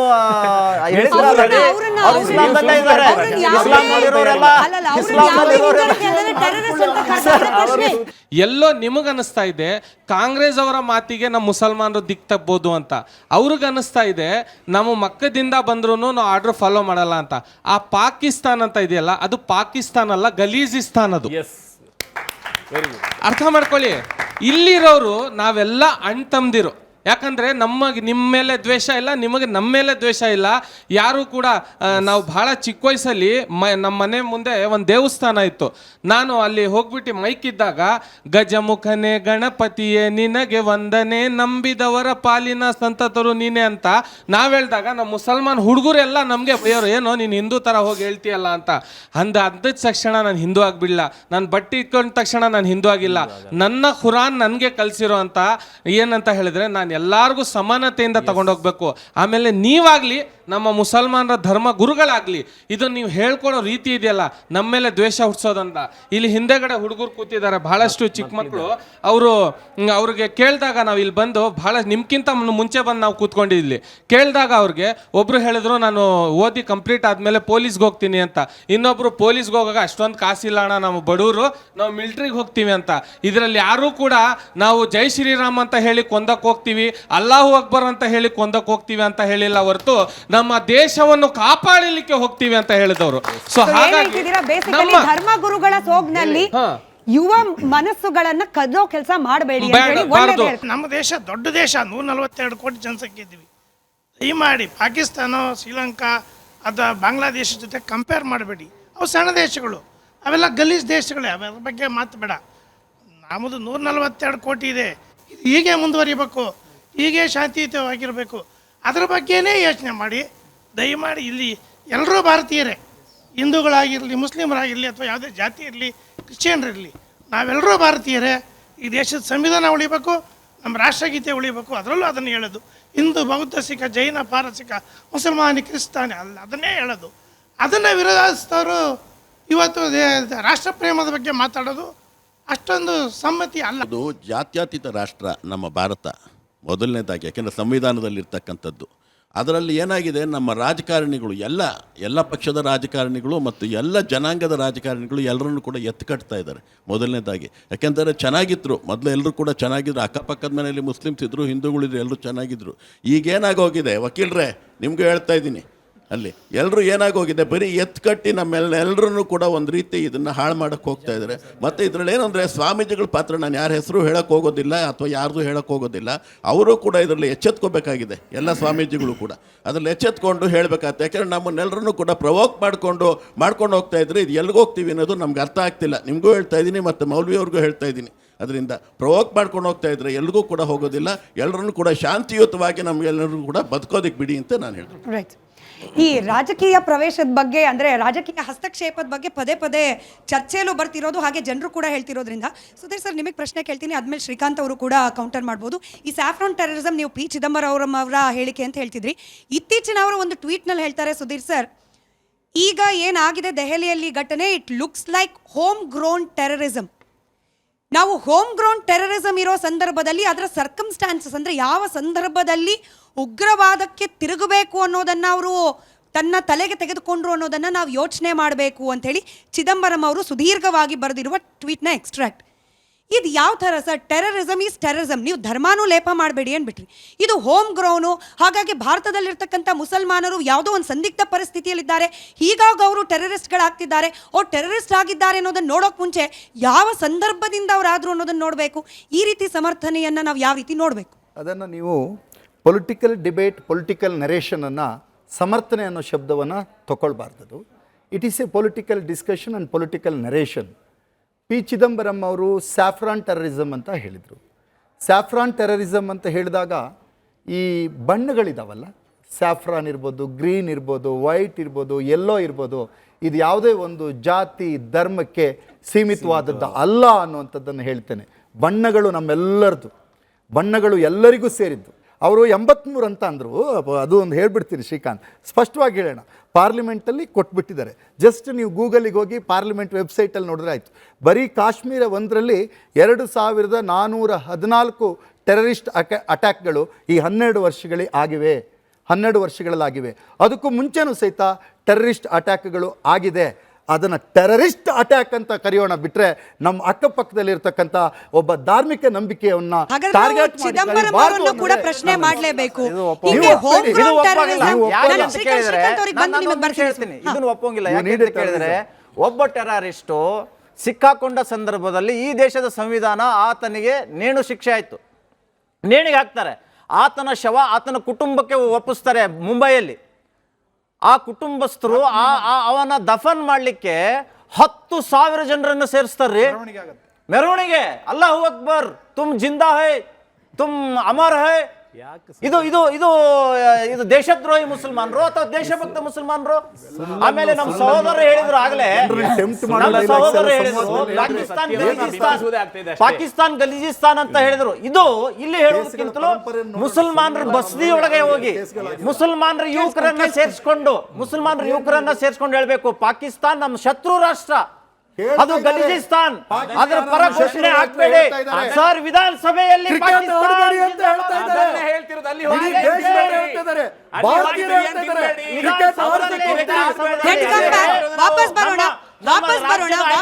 ಸಚಿವ ಪ್ರಿಯಾಂಕಾ ಖರ್ಗೆ ಹೇಳ್ತಾರೆ ಹಾಗಂದಿಲ್ಲ ಅಂತ ಹೇಳ್ತಾರೆ.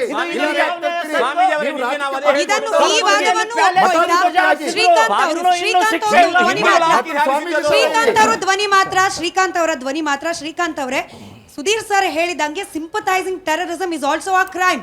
ಇದನ್ನ ಹೋಮ್ ಗ್ರೌಂಡ್ ಟೆರರಿಸಂ ಅಂತ ಹೇಳೋ ಮೂಲಕ ಪಿ ಚಿದಂಬರಂ ಅವರು ಮಾಡ್ತಾ ಇರೋದು ಕೂಡ ಸಿಂಪಥೈಸಿಂಗ್ ಟೆರರ್ ಆಕ್ಟ್. ಇದು ಕೂಡ ತಪ್ಪೇನೆ.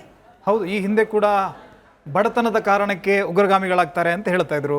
ಅದು ಮೊನ್ನೆ MBBS ಓದಿ ಕೋಟ್ಯಾಂತರ ರೂಪಾಯಿ ಖರ್ಚು ಮಾಡಿ ಬಂದವರೆಲ್ಲ ಟೆರರಿಸ್ಟ್ ಆಗ್ತಾ ಇರುವಾಗ ಅದು ಸುಳ್ಳಾಯಿತು. ಬಾಬ್ರಿ ಮಸೀದಿ ಬಿದ್ದ ಕಾರಣಕ್ಕೆ ಟೆರರಿಸ್ಟ್ ಆಗ್ತಾ ಇದ್ದಾರೆ ಅಂತ ಹೇಳಿದರು. ಆದರೆ 93ಕ್ಕಿಂತ ಮೊದಲು ಕೂಡ ಅನೇಕ ಭಯೋತ್ಪಾದನಾ ಕೃತ್ಯಗಳು ನಡೆದದ್ದುಂಟು.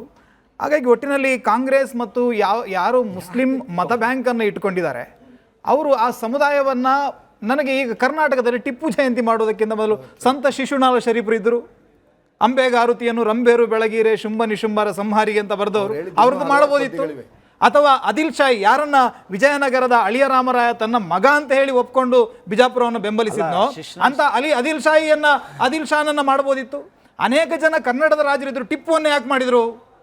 ಯಾಕಂದ್ರೆ ಆ ಸಮಾಜದ ಒಳಗಡೆ ಒಂದು ರೀತಿಯಲ್ಲಿ ಆ ಉನ್ಮಾದವನ್ನ ಇವ್ರು ಹೇಳ್ತಾರಲ್ಲ, ಇದ್ದವ್ರನ್ನ ಕೆರಳಿಸೋದು ಅಂತ. ಟಿಪ್ಪು ಜಯಂತಿಯನ್ನ ಮಾಡಿದ್ದು ಕೂಡ ಮುಸ್ಲಿಂ ಸಮುದಾಯವನ್ನು ಕೆರಳಿಸಿ ಅದನ್ನ ಮತ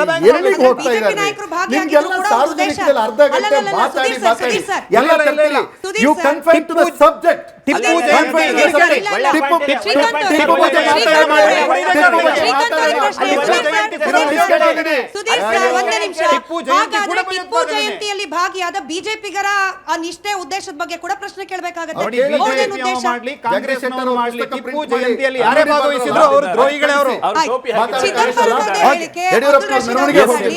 ಕೆಲ ಸಂದರ್ಭಗಳು ಟೆರರಿಸ್ಟ್ ಗಳನ್ನಾಗಿ ಮಾಡ್ತಿದೆ. ಹಾಗಾದ್ರೆ ಭಾರತದಲ್ಲಿರ್ತಕ್ಕಂಥ ಮುಸಲ್ಮಾನರಿಗೆ ಟೆರರಿಸ್ಟ್ ಆಗುವಂತಹ ಯಾವ ಸಂದರ್ಭ ಇದೆ, ಯಾವ ಸರ್ಕಮ್ಸ್ಟೆನ್ಸ್ ಇದೆ?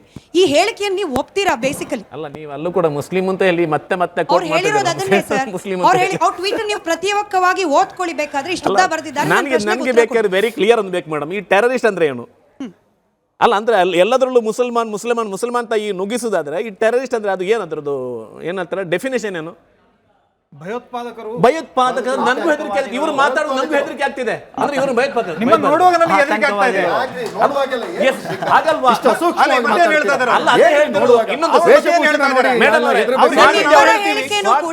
ಇಬ್ಬರ ಹೇಳಿಕೆಯನ್ನ ಕೂಡ ನಾನ್ ಖಂಡಿಸ್ತೀನಿ. ಯಾರನ್ನು ನೋಡಿದಾಗ, ಯಾರನ್ನು ಹೇಳಿದಾಗ ಹೆದರಿಕೆ ಮುಸ್ಲಿಂ ಅಂತ ಇಲ್ಲಿ ಕೋಟ್ ಮಾಡ್ತಿದ್ದೀರಲ್ಲ, ಏನಂದ್ರೆ ಭಯೋತ್ಪಾದನೆ ಅಂದ್ರೆ ಕೇವಲ ಮುಸ್ಲಿಂ ಅಂತ ಯಾಕೆ ಅದನ್ನ ನಾನು ಮಾಡಬಾರ್ದು ಹೇಳ್ತಿರೋದು. ಚಿದಂಬರಂ ಅವರ, ನಾನು ರಾಜಕಾರಣದ ಬಗ್ಗೆ ಯಾರ ಬಗ್ಗೆನೂ ಮಾತಾಡ್ತಾ ಇಲ್ಲ. ಯಾರಾದರೂ ಅಷ್ಟೇ ಟೆರರಿಸ್ಟಿಗೆ ಈ ರೀತಿಯಿಂದ ಅವಕಾಶ ಆಗ್ತಾ ಇದೆ ಅಂತ ಅದೆಲ್ಲ ಖಂಡನೀಯನೇ. ಭಿಕ್ಷೆ ಬೇಡಿ ಬದುಕಲಿ ಮೇಡಮ್, ಏನಿಲ್ಲ, ಅದಕ್ಕೂ ಅವಕಾಶ ಇದೆ ಭಾರತದಲ್ಲಿ. ನಮ್ಮ ಸಂವಿಧಾನಕ್ಕೆ ಅವಕಾಶ ಕೊಟ್ಟಿದೆ. ತಿನ್ನೋಕ್ಕೆ ದುಡಿಯೋಕ್ಕೆ ಸೊಂಟ ಆಗ್ತಾ ಇಲ್ಲ ಅಂದ್ರೆ ಭಿಕ್ಷೆ ಬೇಡಿ ಬದುಕಲಿ. ಅವಕಾಶ ಇಲ್ಲ. ಭಾರತದಲ್ಲಿ ಸ್ವಾತಂತ್ರ್ಯ ಇದೆ.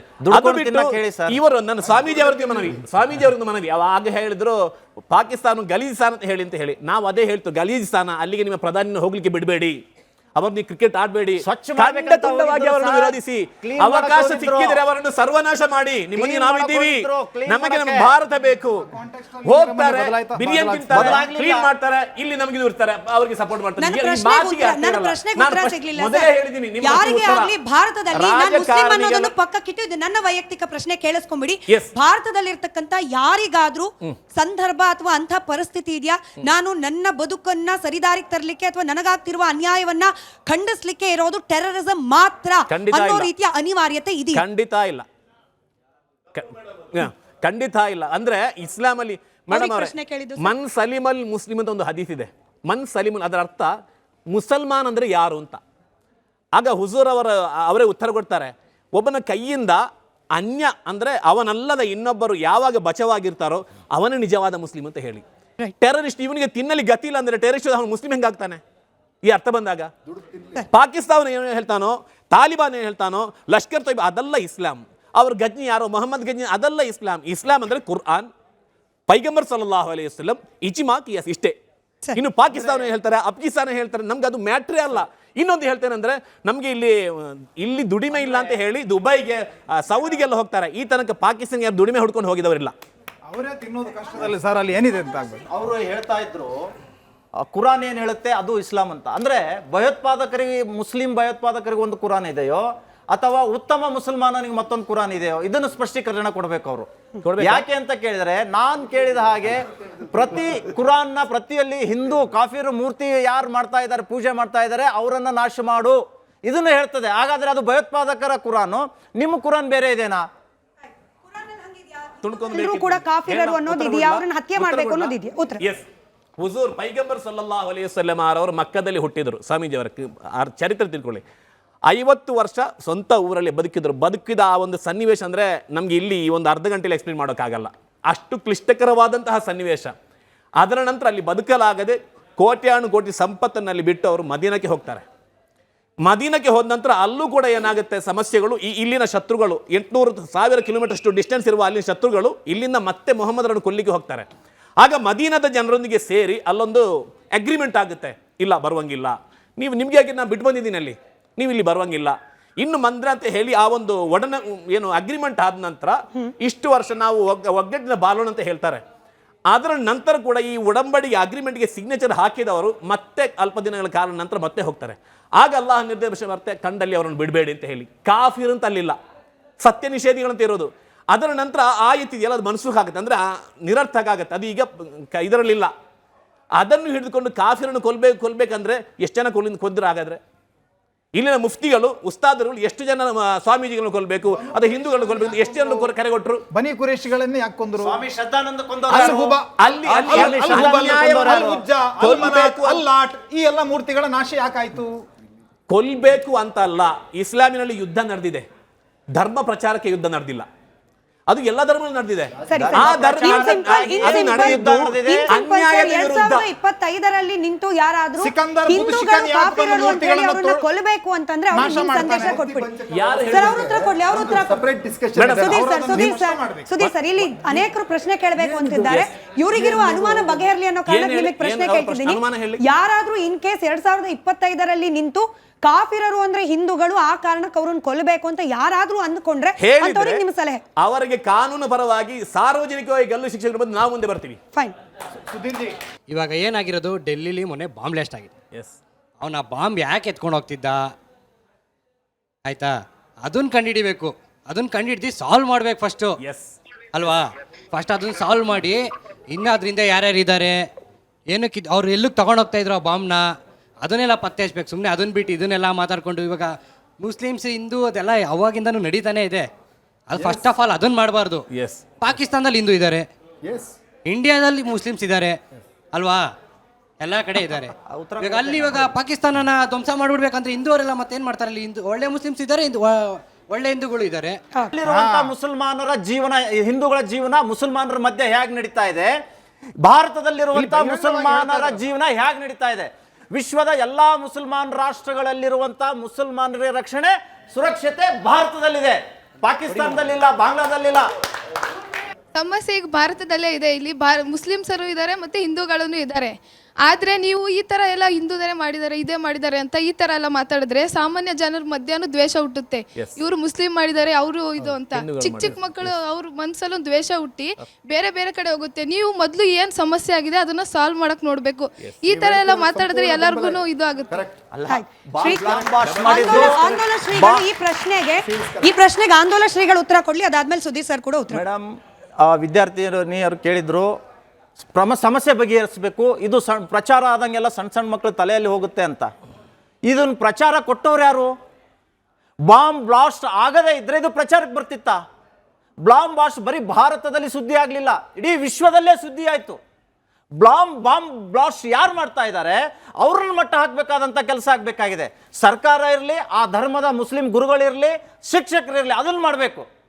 ಅಂದಾಗಲೇ ಇದು ಪ್ರಚಾರ ಆಗೋದಿಲ್ಲ. ಈಗ ಬಾಂಬ್ ಬ್ಲಾಸ್ಟ್ ಆಯ್ತು, ಯಾರು ಮಾಡಿದ್ರು ಬಾಂಬ್ ಬ್ಲಾಸ್ಟು? ಮುಸ್ಲಿಂ ವೈದ್ಯ ಉಮರ್ ಮಾಡಿದ್ರು, ಶಹನಾ ಮಾಡಿದಳು.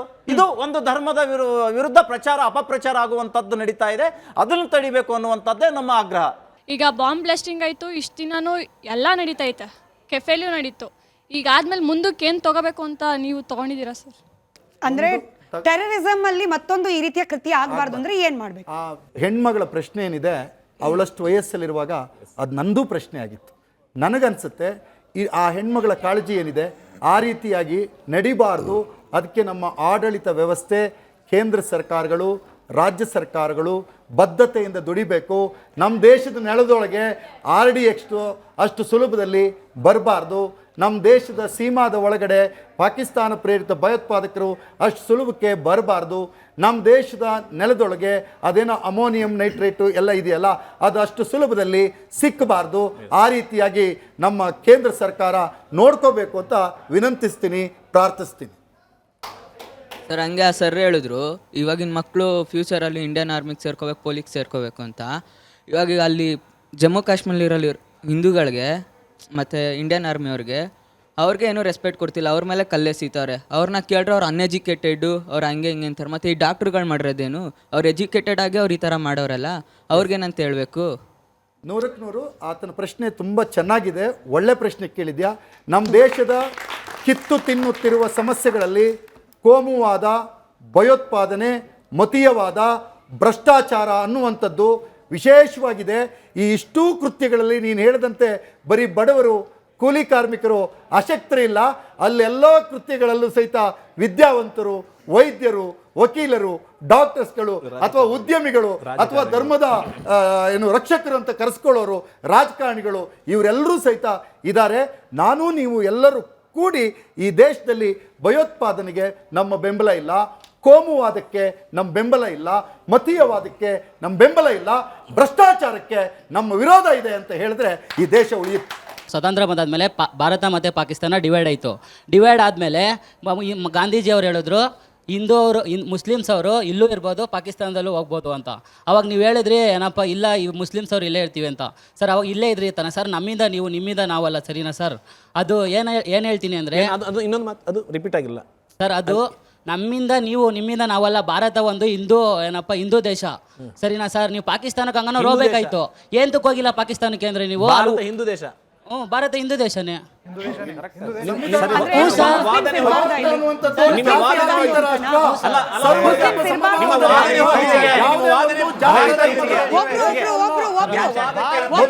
ನೀವು ಹೇಳಿದ್ರಲ್ಲ, ಸ್ವಾತಂತ್ರ್ಯ ನಂತರ ಭಾರತ 2 ವಿಭಾಗ ಆಯಿತು, ಗಾಂಧೀಜಿ ಅವರು ಪಾಕಿಸ್ತಾನ ಹೋಗ್ಲಿಕ್ಕೆ ಹೇಳಿದ್ರು ಇದು ಹಿಂದೂ ರಾಷ್ಟ್ರ ಅಂತ.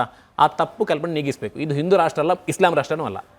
ಇದು ಭಾರತೀಯರ ಜನರ ಪ್ರಜಾಪ್ರಭುತ್ವ ರಾಷ್ಟ್ರ. ನೀವು ಪಾಕಿಸ್ತಾನಕ್ಕೆ ಹೋಗಬಹುದಾಯ್ತು ತಾನೆ? 2000 ವರ್ಷ ಕಳೆದ್ರು ಕೂಡ ಇದು ಇಸ್ಲಾಂ ರಾಷ್ಟ್ರ ಮಾಡೋದು ಸಾಧ್ಯ ಇಲ್ಲ. ಜಾತ್ಯತೀತ ರಾಷ್ಟ್ರ. ಸರಿ, ಆಂದೋಲನ ಮೇಡಮ್ ಹೇಳ್ತಾ ಇದ್ರು, ಅಂಬೇಡ್ಕರ್ ಸಂವಿಧಾನ ವಿರೋಧಿಗಳು ನಾವು ಆಗೋದಿಲ್ಲ, ಈಗೂನು ಇಲ್ಲ, ಮುಂದೂ ಆಗೋದಿಲ್ಲ, ಆಗ್ಲಿಕ್ಕೆ ಚಾನ್ಸೇ ಇಲ್ಲ.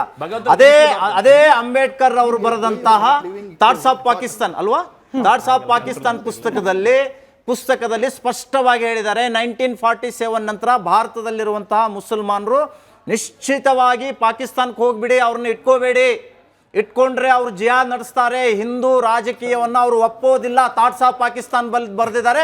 ಅದನ್ನ ನೀವು ವಿರೋಧ ಮಾಡಿದ್ರೆ ನೀವು ಅಂಬೇಡ್ಕರ್ ವಿರೋಧಿಗಳಾಗ್ತೀರಿ. ಇದನ್ನ ನೀವು ಸ್ಪಷ್ಟಪಡಿಸಿ.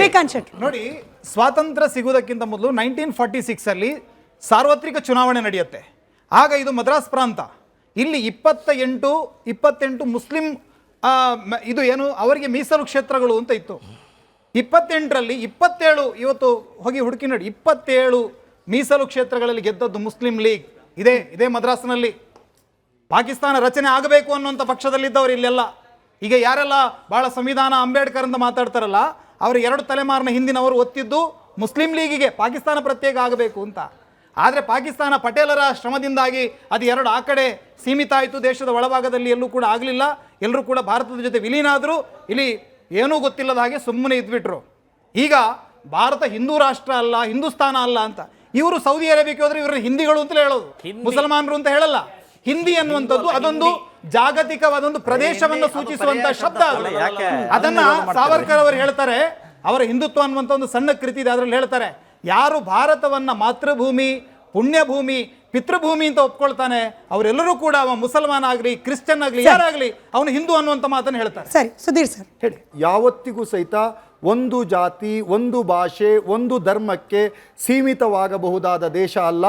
ಈ ದೇಶ ಭಾರಿ ದೊಡ್ಡ ಒಂದು ಆಧ್ಯಾತ್ಮಿಕವಾದವನ್ನು ಪ್ರಕಟ ಮಾಡುವ ಭಾರತ ಅಂದರೆ ಜಾತ್ಯತೀತ ರಾಷ್ಟ್ರ ಅನ್ನೋ ಕಾರಣಕ್ಕೆ ನನಗೆ ಹೆಮ್ಮೆ ಮತ್ತು ಸಮಾಧಾನ ಮತ್ತು ಧೈರ್ಯ ಇದೆ. ಆದ್ದರಿಂದ ನಮ್ಮ ಗೆಳೆಯ ನಮ್ಮ ಕಿರಿಯ ಗೆಳೆಯ ಅವನೇನು ಅವ್ರ ಮಾತು ಕೇಳಿದ್ದಾನೆ, ಅವರು ಒಂದು ಸತಿ ಸಂವಿಧಾನದ ರಚನಾ ಸಭೆಗಳ ವಿಧಿಗಳನ್ನೆಲ್ಲ ಆತ ಓದುವ ಇನ್ನೂ ಅವಕಾಶ ಇದೆ. ಓದಿದ ಮೇಲೆ ಆತನಿಗೆ ಇನ್ನಷ್ಟು ಸ್ಪಷ್ಟನೆ ಬರ್ತದೆ. ಸ್ವಾಮೀಜಿ, ನಾನು ಮಾತಾಡ್ತಾ ಇಲ್ಲಿ ಪ್ರಶ್ನೆ ಇದ್ದೀನಿ, ಹೇಳಿ ಸರ್, ಒಂದು ನಿಮಿಷ. ಅದಕ್ಕಿಂತ ಲೆಟ್ ಮಿ ಕಂಪ್ಲೀಟ್. ಈ ದೇಶದಲ್ಲಿ ಯಾರ್ಯಾರು ಇಲ್ಲಿ ಉಳ್ಕೊಂಡಿದ್ದಾರೆ ಅವರೆಲ್ಲರೂ ಸಹಿತ ಈ ದೇಶದಲ್ಲಿರೋರು ಭಾರತೀಯರೇ ಆಗಿದ್ದಾರೆ. ಅವರು ಭಾರತೀಯರು. ಮತ್ತು ಇದು ಎಷ್ಟೇ ವರ್ಷಗಳು ಹೋದರೂ ಸಹಿತ ಯಾವುದೇ ಒಂದು ಧರ್ಮಕ್ಕೆ, ಒಂದು ಜಾತಿಗೆ ಅಥವಾ ಒಂದು ಪಕ್ಷಕ್ಕೆ ಮೀಸಲಾಗ್ತಕ್ಕಂಥ ದೇಶ ಆಗಲಿಕ್ಕೆ ಸಾಧ್ಯ ಇಲ್ಲ. ಅಷ್ಟು ಗಟ್ಟಿಯಾದ ಸಂವಿಧಾನವನ್ನು ನಮ್ಮ ಬಾಬಾ ಸಾಹೇಬ್ ಅಂಬೇಡ್ಕರ್ ಅವರು ಕೊಟ್ಟಿದ್ದಾರೆ ಅಂತಕ್ಕಂಥ ಧೈರ್ಯ ನಮಗಿದೆ. ಆದ್ದರಿಂದ ಆ ರಾಂಗ್ ನರೇಷನ್ಸ್ಗಳೆಲ್ಲ ಇದಾವಲ್ಲ, ಅದೆಲ್ಲ ವಾಟ್ಸಪ್ಪಲ್ಲಿ ಬರ್ತಕ್ಕಂಥ ಸೃಷ್ಟಿಗಳು. ಅವರು ಮೂಲ ಸಂವಿಧಾನ ರಚನಾ ಸಭೆಯ ಡಿಸ್ಕಷನ್ಸ್ಗಳನ್ನು ಅವನ್ನೆಲ್ಲ ಮಾಡಿಕೊಂಡು ನೋಡಿದ್ರೆ ಚೆನ್ನಾಗಿ ಬರ್ತದೆ. ಸರಿ, ನಾನು ಮೊದಲನೇದಾಗಿ ನನ್ನ ಅನಿಸಿಕೆಯನ್ನು ಹೇಳೋಕ್ಕೆ ಇಷ್ಟಪಡ್ತೇನೆ. ನಾನು ಒಬ್ಬ ಮುಸಲ್ಮಾನನಾಗಿ ಸಮಾಜದಲ್ಲಿ ಬದುಕುವಾಗ ಬೇರೆ ಅನ್ಯ ಧರ್ಮ, ಯಾವುದೇ ಧರ್ಮ ಇರಲಿ, ನನ್ನ ಧರ್ಮ ಹೇಳ್ಕೊಟ್ಟಿರೋದು ನಾನು ಎಲ್ಲ ಧರ್ಮಕ್ಕೆ ನಾನು ಅಪಾರ ಗೌರವ ಕೊಡಲೇಬೇಕು. ಕೊಡಲಿ ಆದರೆ ನಾನು ಮುಸಲ್ಮಾನ ಆಗೋದಕ್ಕೆ ನಾನು ಸಾಧ್ಯವಿಲ್ಲ. ಮತ್ತು ಎರಡನೇದಾಗಿ ನಾನು ಸರ್ ಒಂದು ಪ್ರಶ್ನೆ ಇದೆ ಸ್ವಾಮೀಜಿಗಳಿಗೆ. ನೀವು ಹೇಳಿದ್ರಿ ನಮ್ಮ ದೇಶದಲ್ಲಿ ಮದ್ರಸಾದಲ್ಲಿ ಎಲ್ಲ ಟೆರರಿಸಮ್ ಕಲಿಸ್ಕೊಡ್ತಾ ಇದ್ದಾರೆ ಅಂತ. ಕೆಲ ಅಥವಾ ಎಲ್ಲನ ಸರ್? ಅಲ್ರಿ, ಫಸ್ಟ್ಗೆ ಹೇಳಿದ್ದೇನೆ ಕೆಲ ಮುಸಲ್ಮಾನರು, ಕೆಲ ಮದರ್ಸಾ ಅಂತ. ಮುಂಚೆ ನಡೀತಾ ಇತ್ತಾ ಅಥವಾ ಈಗಲೂ ಇದೆ? ನಡೀತಾ ಇದೆ. ಸೊ ಕೆಲ ಮದ್ರಸಾಗಳಲ್ಲಿ ಮಾತ್ರ ನಡೀತಾ ಇದೆ ಅಂತ ಈಗಲೂ ಇದ್ದಿದ್ದಕ್ಕೇನೆ ಸಾಮಾಜಿಕ ಜಾಲತಾಣದಲ್ಲಿ ಅದನ್ನೆಲ್ಲ ವೈರಲ್ ಆಗ್ತಾ ಇದೆ. ಸೊ ದಯವಿಟ್ಟು ಈ ಥರ ಸ್ವಾಮೀಜಿ ಏನು ಹೇಳ್ತಾ ಇದ್ದಾರೆ, ಯಾವ ಮದ್ರಸಾ ಇದೆ ಅದನ್ನ ಏನು ನೀವು ಎವಿಡೆನ್ಸ್ ಕೊಡ್ತೀರಾ, ಅದ್ರ ಮೇಲೆ ತನಿಖೆ ಆಗಬೇಕಂತ ನಾನು ಕೇಳ್ಕೊಡ್ತೀನಿ. ನೀವು ಹೇಳಿದ್ರಲ್ಲ ಮೊದಲೇ ಪಾಕಿಸ್ತಾನದಲ್ಲಿ ಬರುವಂಥ ತೀರ್ಮಾನ ನೀವು ನಂಬ್ತೀರಾ, ನೀವೇ ಅದನ್ನು ಫಾಲೋ ಮಾಡ್ತೀರಾ ಅಂತ. ಇದ್ರಿಗೆ ನಿಮ್ಮ ಹತ್ರ ಏನು ಎವಿಡೆನ್ಸ್ ಇದೆ ಸರ್? ನೋಡಿ, ಇಲ್ಲಿ ಸಿಕ್ಕಂತಹ ಪ್ರತಿಯೊಬ್ಬ ಮುಸಲ್ಮಾನ ಹೇಳ್ತಾನೆ, ಆತಂಕವಾದಿ ಮುಸಲ್ಮಾನ್ ಭಾರತವನ್ನು ಮುಸ್ಲಿಂ ರಾಷ್ಟ್ರ ಮಾಡಬೇಕು, ಇಲ್ಲಿ ಜಿಹಾದ್ ಸ್ಥಾಪನೆ ಮಾಡಬೇಕು ಅನ್ನುವಂತಹ ಉತ್ತರ ಸಾಕಷ್ಟು ಮುಸಲ್ಮಾನ್ ಆತಂಕವಾದಿಗಳ ಬಾಯಿಂದ ನಾವು ಕೇಳಿದ್ದೇವೆ. ಇಲ್ಲಿ ಇಸ್ಲಾಂ ಸ್ಥಾಪನೆ ಮಾಡಬೇಕಂತಾನೆ ಕಸಬ್ ನಮಗೂ ಆತ್ಮೀಯತೆ ಇದ್ರೆ ನಿಮಗೂ ಆತ್ಮೀಯತೆ ಇರಬೇಕು, ನಿಮಗೂ ಆತ್ಮೀಯತೆ, ಜಾಫರ್ ಶರೀಫ್ ಆತ್ಮೀಯತೆ ನಿಮಗೂ ಇರಬೇಕು, ಮುಷರಫ್ನ ಆತ್ಮೀಯತೆ ನಿಮಗೂ ಇರಬೇಕಲ್ಲ. ಪ್ರತಿಯೊಬ್ಬ ಸಿಕ್ಕಂತ ಟೆರರಿಸ್ಟ್ ಹೇಳುವಂತಹದ್ದು, ಭಾರತದ ಪ್ರತಿಯೊಬ್ಬ ಟೆರರಿಸ್ಟ್ ಹೇಳುವಂತಹದ್ದು ಬರುವಂತಹದ್ದು ಪಕ್ಕದ ಪಾಕಿಸ್ತಾನ್ ಕುಮ್ಮಕ್ಕಿನಿಂದ. ಪಾಕಿಸ್ತಾನ ಏನು ಹೇಳುತ್ತೆ ಅದನ್ನೇ ಇಟ್ಕೊಂಡು ಇವರು AK-47 ತಂದು ಹಿಂದೂಗಳ ಮೇಲೆ, ಮುಸಲ್ಮಾನರ ಮೇಲೆ ದಾಳಿ ಮಾಡ್ತಾ ಇದ್ದಾರೆ. ಮೇಡಮ್, ಇವರು ಸ್ವಾಮೀಜಿ ಅವರು ಹೇಳಿದ್ರು, ಒಪ್ಕೊಳ್ಳೋಣ, ಅವ್ರಿಗೆ ಯಾರೋ ಹೇಳಿದ್ದಾರಂತೆ. ಬಟ್ ನನ್ನ ಪ್ರಕಾರ, ನನ್ನ ಧರ್ಮ ಹೇಳೋದೇನೆಂದರೆ, ಭಾರತಕ್ಕೆ ಸಂವಿಧಾನ ಇದೆ. ನಮ್ಮ ಈ ಇದಿದೆಲ್ಲ ಪೋಸ್ಟ್ ಮಾರ್ಟಮ್ ಮಾಡೋ ಕಾನೂನು ಪ್ರಕ್ರಿಯೆಯಲ್ಲಿ ನಮ್ಮ ಇಸ್ಲಾಂ ಏನು ಹೇಳ್ತಂದ್ರೆ ಆಯಾ ರಾಷ್ಟ್ರದ ಕಾನೂನಿಗೆ ಬೆಲೆ ಕೊಡಬೇಕು ಅಂತ ಹೇಳುತ್ತೆ. ಈಗ ನಾನು ಹೇಳ್ತಿರೋದು, ಇವರಿಗೆ ಹೇಳಿದಂತೆ ಒಂದು ವೇಳೆ ಹಿಂದೂ ಧರ್ಮದಲ್ಲಿ, ಮುಸ್ಲಿಂ ಧರ್ಮದಲ್ಲಿ ಈ ಭಯೋತ್ಪಾದನೆ ಆಗ್ತಿದೆ ನನಗೆ ಹೇಳಿದರೆ, ಆನ್ ದಿ ಸ್ಪಾಟ್ ನಾನು ಯಾರಿಗೆ ಸಂಬಂಧಪಟ್ಟ ಕೇಸ್ ಕೊಟ್ಟು ಅದರ ಬಗ್ಗೆ ಕಾನೂನು ಹೋರಾಟ ಮಾಡ್ತಿದ್ದೆ. ಬಟ್ ಸ್ವಾಮೀಜಿ ಅವರು ಮಾಡಿಲ್ಲ, ಅವರು ಈ ಕೃತ್ಯಕ್ಕೆ ಸಪೋರ್ಟ್ ಮಾಡ್ತಾ ಇದ್ದಾರೆ. ಅಲ್ಲಲ್ಲ, ನಿಮಗೆ ವಿಡಿಯೋ ತೋರಿಸ್ತೀನಿ ಅಂತ ಅವ್ರು ಹೇಳಿದ್ದಾರೆ, ತೋರಿಸ್ತಾರೆ ಅನ್ನೋ ಭರವಸೆಯೊಂದಿಗೆ ನೀವು ಕ್ರಮ ಕೈಗೊಳ್ಳಿ ಅಂತ ವಿನಂತಿ. ಪ್ರಶ್ನೆ, ಭಾರತದಲ್ಲಿ ಬೇರೆ ದೇಶದವರೆಲ್ಲ ಇದ್ದಾರೆ, ಅವರೇನು ನಮಗೆ ತೊಂದರೆ ಮಾಡ್ತಾ ಇಲ್ಲ. ಆದರೆ ಈ ಮುಸ್ಲಿಂ ಅವ್ರು ಮಾತ್ರ ಏನಕ್ಕೆ ತೊಂದರೆ ಮಾಡ್ತಾ ಇದ್ದಾರೆ? ಎಲ್ಲಿ ತೊಂದರೆ ಮಾಡಿದ್ರು? ಕೆಲವು ಮುಸಲ್ಮಾನರು ಎಲ್ಲಿ ತೊಂದರೆ ಮಾಡಿದ್ರು? ಇವಾಗ ಡಿಲ್ಲಿಲೇ ಆಗಿದೆ ಅಲ್ವಾ ಸರ್? ಏನು ಬಾಂಬ್ ಬ್ಲಾಸ್ಟ್ ಅಲ್ಲ, ಅದು ಮುಸ್ಲಿಮರದ್ದು ಹೆಂಗೆ? ಸರ್, ಅಂದ್ರೆ ಪ್ರಶ್ನೆ ಅವ್ರದ್ದು ಏನು ಅಂತಂದ್ರೆ, ಭಯೋತ್ಪಾದಕರು ಬೇರೆ ಧರ್ಮದವರು ಹೆಚ್ಚಾಗಿ ಕಾಣ್ತಿಲ್ಲ. ಸಿಖ್ರಿದ್ದಾರೆ, ಕ್ರಿಶ್ಚಿಯನ್ರಿದ್ದಾರೆ ನಮ್ಮ ದೇಶದಲ್ಲಿ, ಹೊರಗಡೆ ಇರಬಹುದು, ಬಟ್ ನಮ್ಮ ದೇಶದಲ್ಲಿ ಹೆಚ್ಚಾಗಿ ಆಗ್ತಾ ಇರುವ ಟೆರರ್ ಅಟ್ಯಾಕ್ಗಳು ಮುಸಲ್ಮಾನರದ್ದು ಯಾಕೆ ಆಗ್ತಿದೆ? ಎಸ್, ಆಗ್ಲೇ ಹೇಳಿದ್ದೀನಿ ನಾನು, ಮುಸಲ್ಮಾನರದ್ದು ಅಷ್ಟೇ ಆಗ್ತಾ ಇಲ್ಲ. ಟೆರರಿಸಂ ಅಂದ್ರೆ ಎಲ್ಲಾ ಧರ್ಮದವರು ಮಾಡ್ತಾ ಇದ್ದಾರೆ, ಎಲ್ಲ ಧರ್ಮದವ್ರು ಮಾಡ್ತಿದ್ದಾರೆ. ಬಟ್ ಅವರು ಧರ್ಮದ ಹ್ಯಾಂಗಲಲ್ಲಿ ನೋಡ್ತಾ ಇಲ್ಲ, ಮುಸ್ಲಿಮರನ್ನು ಮಾತ್ರ ಧರ್ಮದ ಹ್ಯಾಂಗಲಲ್ಲಿ ನೋಡ್ತಿದ್ದಾರೆ. ಆ ರೀತಿ ನಡೆದೇ ಇಲ್ಲ. ಎಸ್, ನೋಡ್ತಾ ಇದ್ದಾರೆ. ಬಾಂಬು ತಯಾರಾಗಕ್ಕೆ ತುಂಬಾ ವಸ್ತುಗಳು ಬೇಕು, ಅದು ಸಿಗ್ತಾ ಇದೆ, ಅಷ್ಟು ಈಸಿಯಾಗಿ ಸಿಗ್ತಾ ಇದೆ ಅಂದ್ರೆ ಸರ್ಕಾರದವ್ರು ಏನ್ ಮಾಡ್ತವ್ರೆ? ಅದೇ ನನ್ನ ಪ್ರಶ್ನೆ. ಹಿಂದೂ ಮುಸ್ಲಿಂ ಅಂತ ಅಲ್ಲಿ ಬರಲ್ಲ. ಒಂದು ನಿಮಿಷ, ಸರ್ಕಾರ ಆಯ್ತು, ಆ ಅಮ್ಮನಿಗೆ ನಾನು ಸರ್ಕಾರ ಅವರು ಏನ್ ಮಾಡ್ತವ್ರೆ ಇದರಿಂದ? ಈಗ ಸರ್ಕಾರನೇ ಮದ್ಯಪಾನ ರೆಡಿ ಮಾಡ್ತಾ ಇದೆ, ಸರ್ಕಾರನೇ ಧೂಮ್ರಪಾನ ರೆಡಿ ಮಾಡ್ತಾ ಇದೆ. ಆ ಪಾಕೆಟ್ ಮೇಲೆ ಬರೀತಾರೆ ಧೂಮ್ರಪಾನ ಆರೋಗ್ಯಕ್ಕೆ ಹಾನಿಕರ, ಅದು ಡ್ರಿಂಕ್ಸ್ ಇರ್ಬೋದು ಅಥವಾ ಸೇದೋದಿರ್ಬೋದು. ಅದೇ ಮಾದರಿಯಲ್ಲಿ ವೈದ್ಯರಿಗೆ ಇವತ್ತು ಅಮೋನಿಯಂ ನೈಟ್ರೇಟ್ ಭಾಳ ಅವಶ್ಯವಾಗಿದೆ. ಅಮೋನಿಯಂ ನೈಟ್ರೇಟ್ ವೈದ್ಯ ವಿದ್ಯಾರ್ಥಿಗಳಿಗೆ ಯಾವುದಕ್ಕೆ ಉಪಯೋಗಿಸಬೇಕು ಅದಕ್ಕೆ ಉಪಯೋಗಿಸಬೇಕು. ಅದನ್ನು ಬಿಟ್ಬಿಟ್ಟು ಇನ್ನೊಬ್ಬರನ್ನ ಹತ್ಯೆ ಮಾಡೋಕ್ಕೆ, ದೇಶದಲ್ಲಿ ಅಶಾಂತಿ ಸೃಷ್ಟಿ ಮಾಡೋಕ್ಕೆ ಅದನ್ನು ಉಪಯೋಗಿಸ್ಕೊಳ್ಳೋದಾರಂದ್ರೆ ಅವನು ದೇಶದ್ರೋಹಿನೇ, ಅವನು ಧರ್ಮದ್ರೋಹಿನೇ, ಆತ ಭಯೋತ್ಪಾದಕ. ಈಗ ಇತ್ತೀಚೆಗೆ ಆಗ್ತಾ ಇರುವಂಥ ಭಯೋತ್ಪಾದನಾ ಕೃತ್ಯದಲ್ಲಿ 2 ಕೃತ್ಯಗಳನ್ನು ಇವರು ಬಹಳ ದೊಡ್ಡದಾಗಿ ಹೇಳುವಂಥದ್ದು. ಒಂದು ಪುಲ್ವಾಮಾ ಅಟ್ಯಾಕ್ ಆಗುವಂಥ ಸಂದರ್ಭದಲ್ಲಿ, ಆ ಕಾನ್ವೆ ಹೋಗುವಂಥ ಸಂದರ್ಭದಲ್ಲಿ ಅಲ್ಲಿದ್ದಂಥ ಚೆಕ್ ಪೋಸ್ಟನ್ನು ಆ ಜಮ್ಮು ಕಾಶ್ಮೀರದ ಸರ್ಕಾರ ಅವರ ಕೋರಿಕೆಯ ಮೇರೆಗೆ ಸಾರ್ವಜನಿಕರ ಓಡಾಟಕ್ಕೆ ಸಮಸ್ಯೆ ಆಗ್ತಾ ಇದೆ ಅಂತ ತೆರವು ಮಾಡಿದಂಥ, ಅದರ ನಂತರ ಯಾರೂ ಅದನ್ನು ಕವರ್ ಕೂಡ ಮಾಡಲಿಲ್ಲ. ಅದಕ್ಕೆ ರೀಸನ್ ಏನು, ಅದರ ತನಿಖಾ ವರದಿಗಳ ಬಗ್ಗೆ ಯಾರೂ ಮಾತಾಡಲಿಲ್ಲ. ಈಗ ನಿನ್ನೆ ಆಗಿರುವಂಥದ್ದು ಅಮೋನಿಯಂ ನೈಟ್ರೇಟ್ನ ಸ್ಫೋಟ, ಅದಕ್ಕೆ ಬಂದಂಥ ಜಿಲೆಟಿನ್ ಕಡ್ಡಿಗಳು, ಇದೆಲ್ಲ ದೇಶದ ಒಳಭಾಗದಿಂದಲೇ ಪೂರೈಕೆ ಆಗಿರುವಂಥದ್ದು. ಹಾಗಾಗಿ ಭದ್ರತಾ ವೈಫಲ್ಯ ಅಂತ ಹೇಳಿ ನಾನೀಗ ಸಂದೀಪ್ ಚಕ್ರವರ್ತಿ ಅವರ ಮೇಲೆ, IPS ಅಧಿಕಾರಿಯ ಮೇಲೆ ಆರೋಪ ಮಾಡೋಕ್ಕಾಗಲ್ಲ. ಅವರು ತಾನು ಸ್ವತಃ ಆಸಕ್ತಿಯಿಂದ ನೌಗಾಂವ್ನಿಂದ ಹಿಡಿದು ಆನಂತರ ನೇರವಾಗಿ ಏನು ಫರೀದಾಬಾದ್ವರೆಗೆ 800 ಕಿಲೋಮೀಟರ್ನ ಆ ಇಡೀ ನೆಟ್ವರ್ಕನ್ನು ಟ್ರೇಸ್ ಮಾಡ್ಕೊಂಡು ಬಂದು ಅಷ್ಟೆಲ್ಲ ವೈದ್ಯರನ್ನು ಅರೆಸ್ಟ್ ಮಾಡಿರುವಂಥದ್ದು ಇಲ್ಲಿ ಭದ್ರತಾ ವೈಫಲ್ಯ ಅಂತ ನಾನು ಹೇಳೋದಕ್ಕೆ ಬಯಸೋದಿಲ್ಲ. ಇದು ಎಲ್ಲೋ ಒಂದು ಕಡೆಯಲ್ಲಿ ನಮ್ಮ ದೇಶದ ಒಳಭಾಗದಲ್ಲಿರುವಂಥ ಆಂತರಿಕ ಶತ್ರುಗಳ ನೆರವಿನಿಂದ ನಡೆದಿದೆ ಅಂತ ನಾನು ಹೇಳ್ತೀನಿ. ರಾಡಿಕಲ್ ಮನಸ್ಥಿತಿ ಅಂದ್ರೆ ಮೂಲಭೂತವಾದ ಅನ್ನೋದು ಅದು ಹಿಂದೂದಲ್ಲಿದ್ರು, ಮುಸಲ್ಮಾನದಲ್ಲಿದ್ರು, ಎಲ್ಲೇ ಇದ್ರೂ ಕೂಡ ಈ ರಾಡಿಕಲ್ ಮನಸ್ಥಿತಿ ಅನ್ನೋದು ಸಮಾಜಕ್ಕೆ ಅತ್ಯಂತ ಮಾರಕ. ಅದು ಎಲ್ಲೇ ಕಂಡು ಬಂದರೂ ಕೂಡ ಅದನ್ನು ಖಂಡಿಸೋದು ಮಾತ್ರವಲ್ಲ, ಅದಕ್ಕೆ ಶಿಕ್ಷೆ ಆಗೋ ರೀತಿಯಲ್ಲಿ ಅಲ್ಲಿವರೆಗೂ ಅದನ್ನು ತೆಗೆದುಕೊಂಡು ಹೋಗೋದು ಕೇವಲ ಸರ್ಕಾರಗಳದ್ದು ಮಾತ್ರವಲ್ಲ, ನಾಗರಿಕರಾಗಿ ನಮ್ಮೆಲ್ಲರದೂ ಕೂಡ ಕರ್ತವ್ಯ ಅಂತ ಹೇಳ್ತಾ, ಈ ರಾಡಿಕಲ್ ಮನಸ್ಥಿತಿಯ ವಿರುದ್ಧ ಭಾರತ ಸೆಟೆದು ನಿಲ್ಲುವ ಪರಿಸ್ಥಿತಿ ಬರಲಿ ಅಂತ ಆಶಿಸ್ತಾ ಧನ್ಯವಾದ ಎಲ್ಲರಿಗೂ ಕೂಡ ಚರ್ಚೆಯಲ್ಲಿ ಭಾಗಿಯಾಗಿದ್ದಕ್ಕೆ. ನಿಮಗೂ ಕೂಡ ಧನ್ಯವಾದ ಚರ್ಚೆಯಲ್ಲಿ ಭಾಗಿಯಾಗಿದ್ದಕ್ಕೆ. ಇದಾಗಿತ್ತು ಇವತ್ತಿನ ಮಹಾಭಾರತ. ನೋಡ್ತಾ ಇರಿ ರಿಪಬ್ಲಿಕ್ ಕನ್ನಡ, ಇದು ನಿಮ್ಮ ಧ್ವನಿ.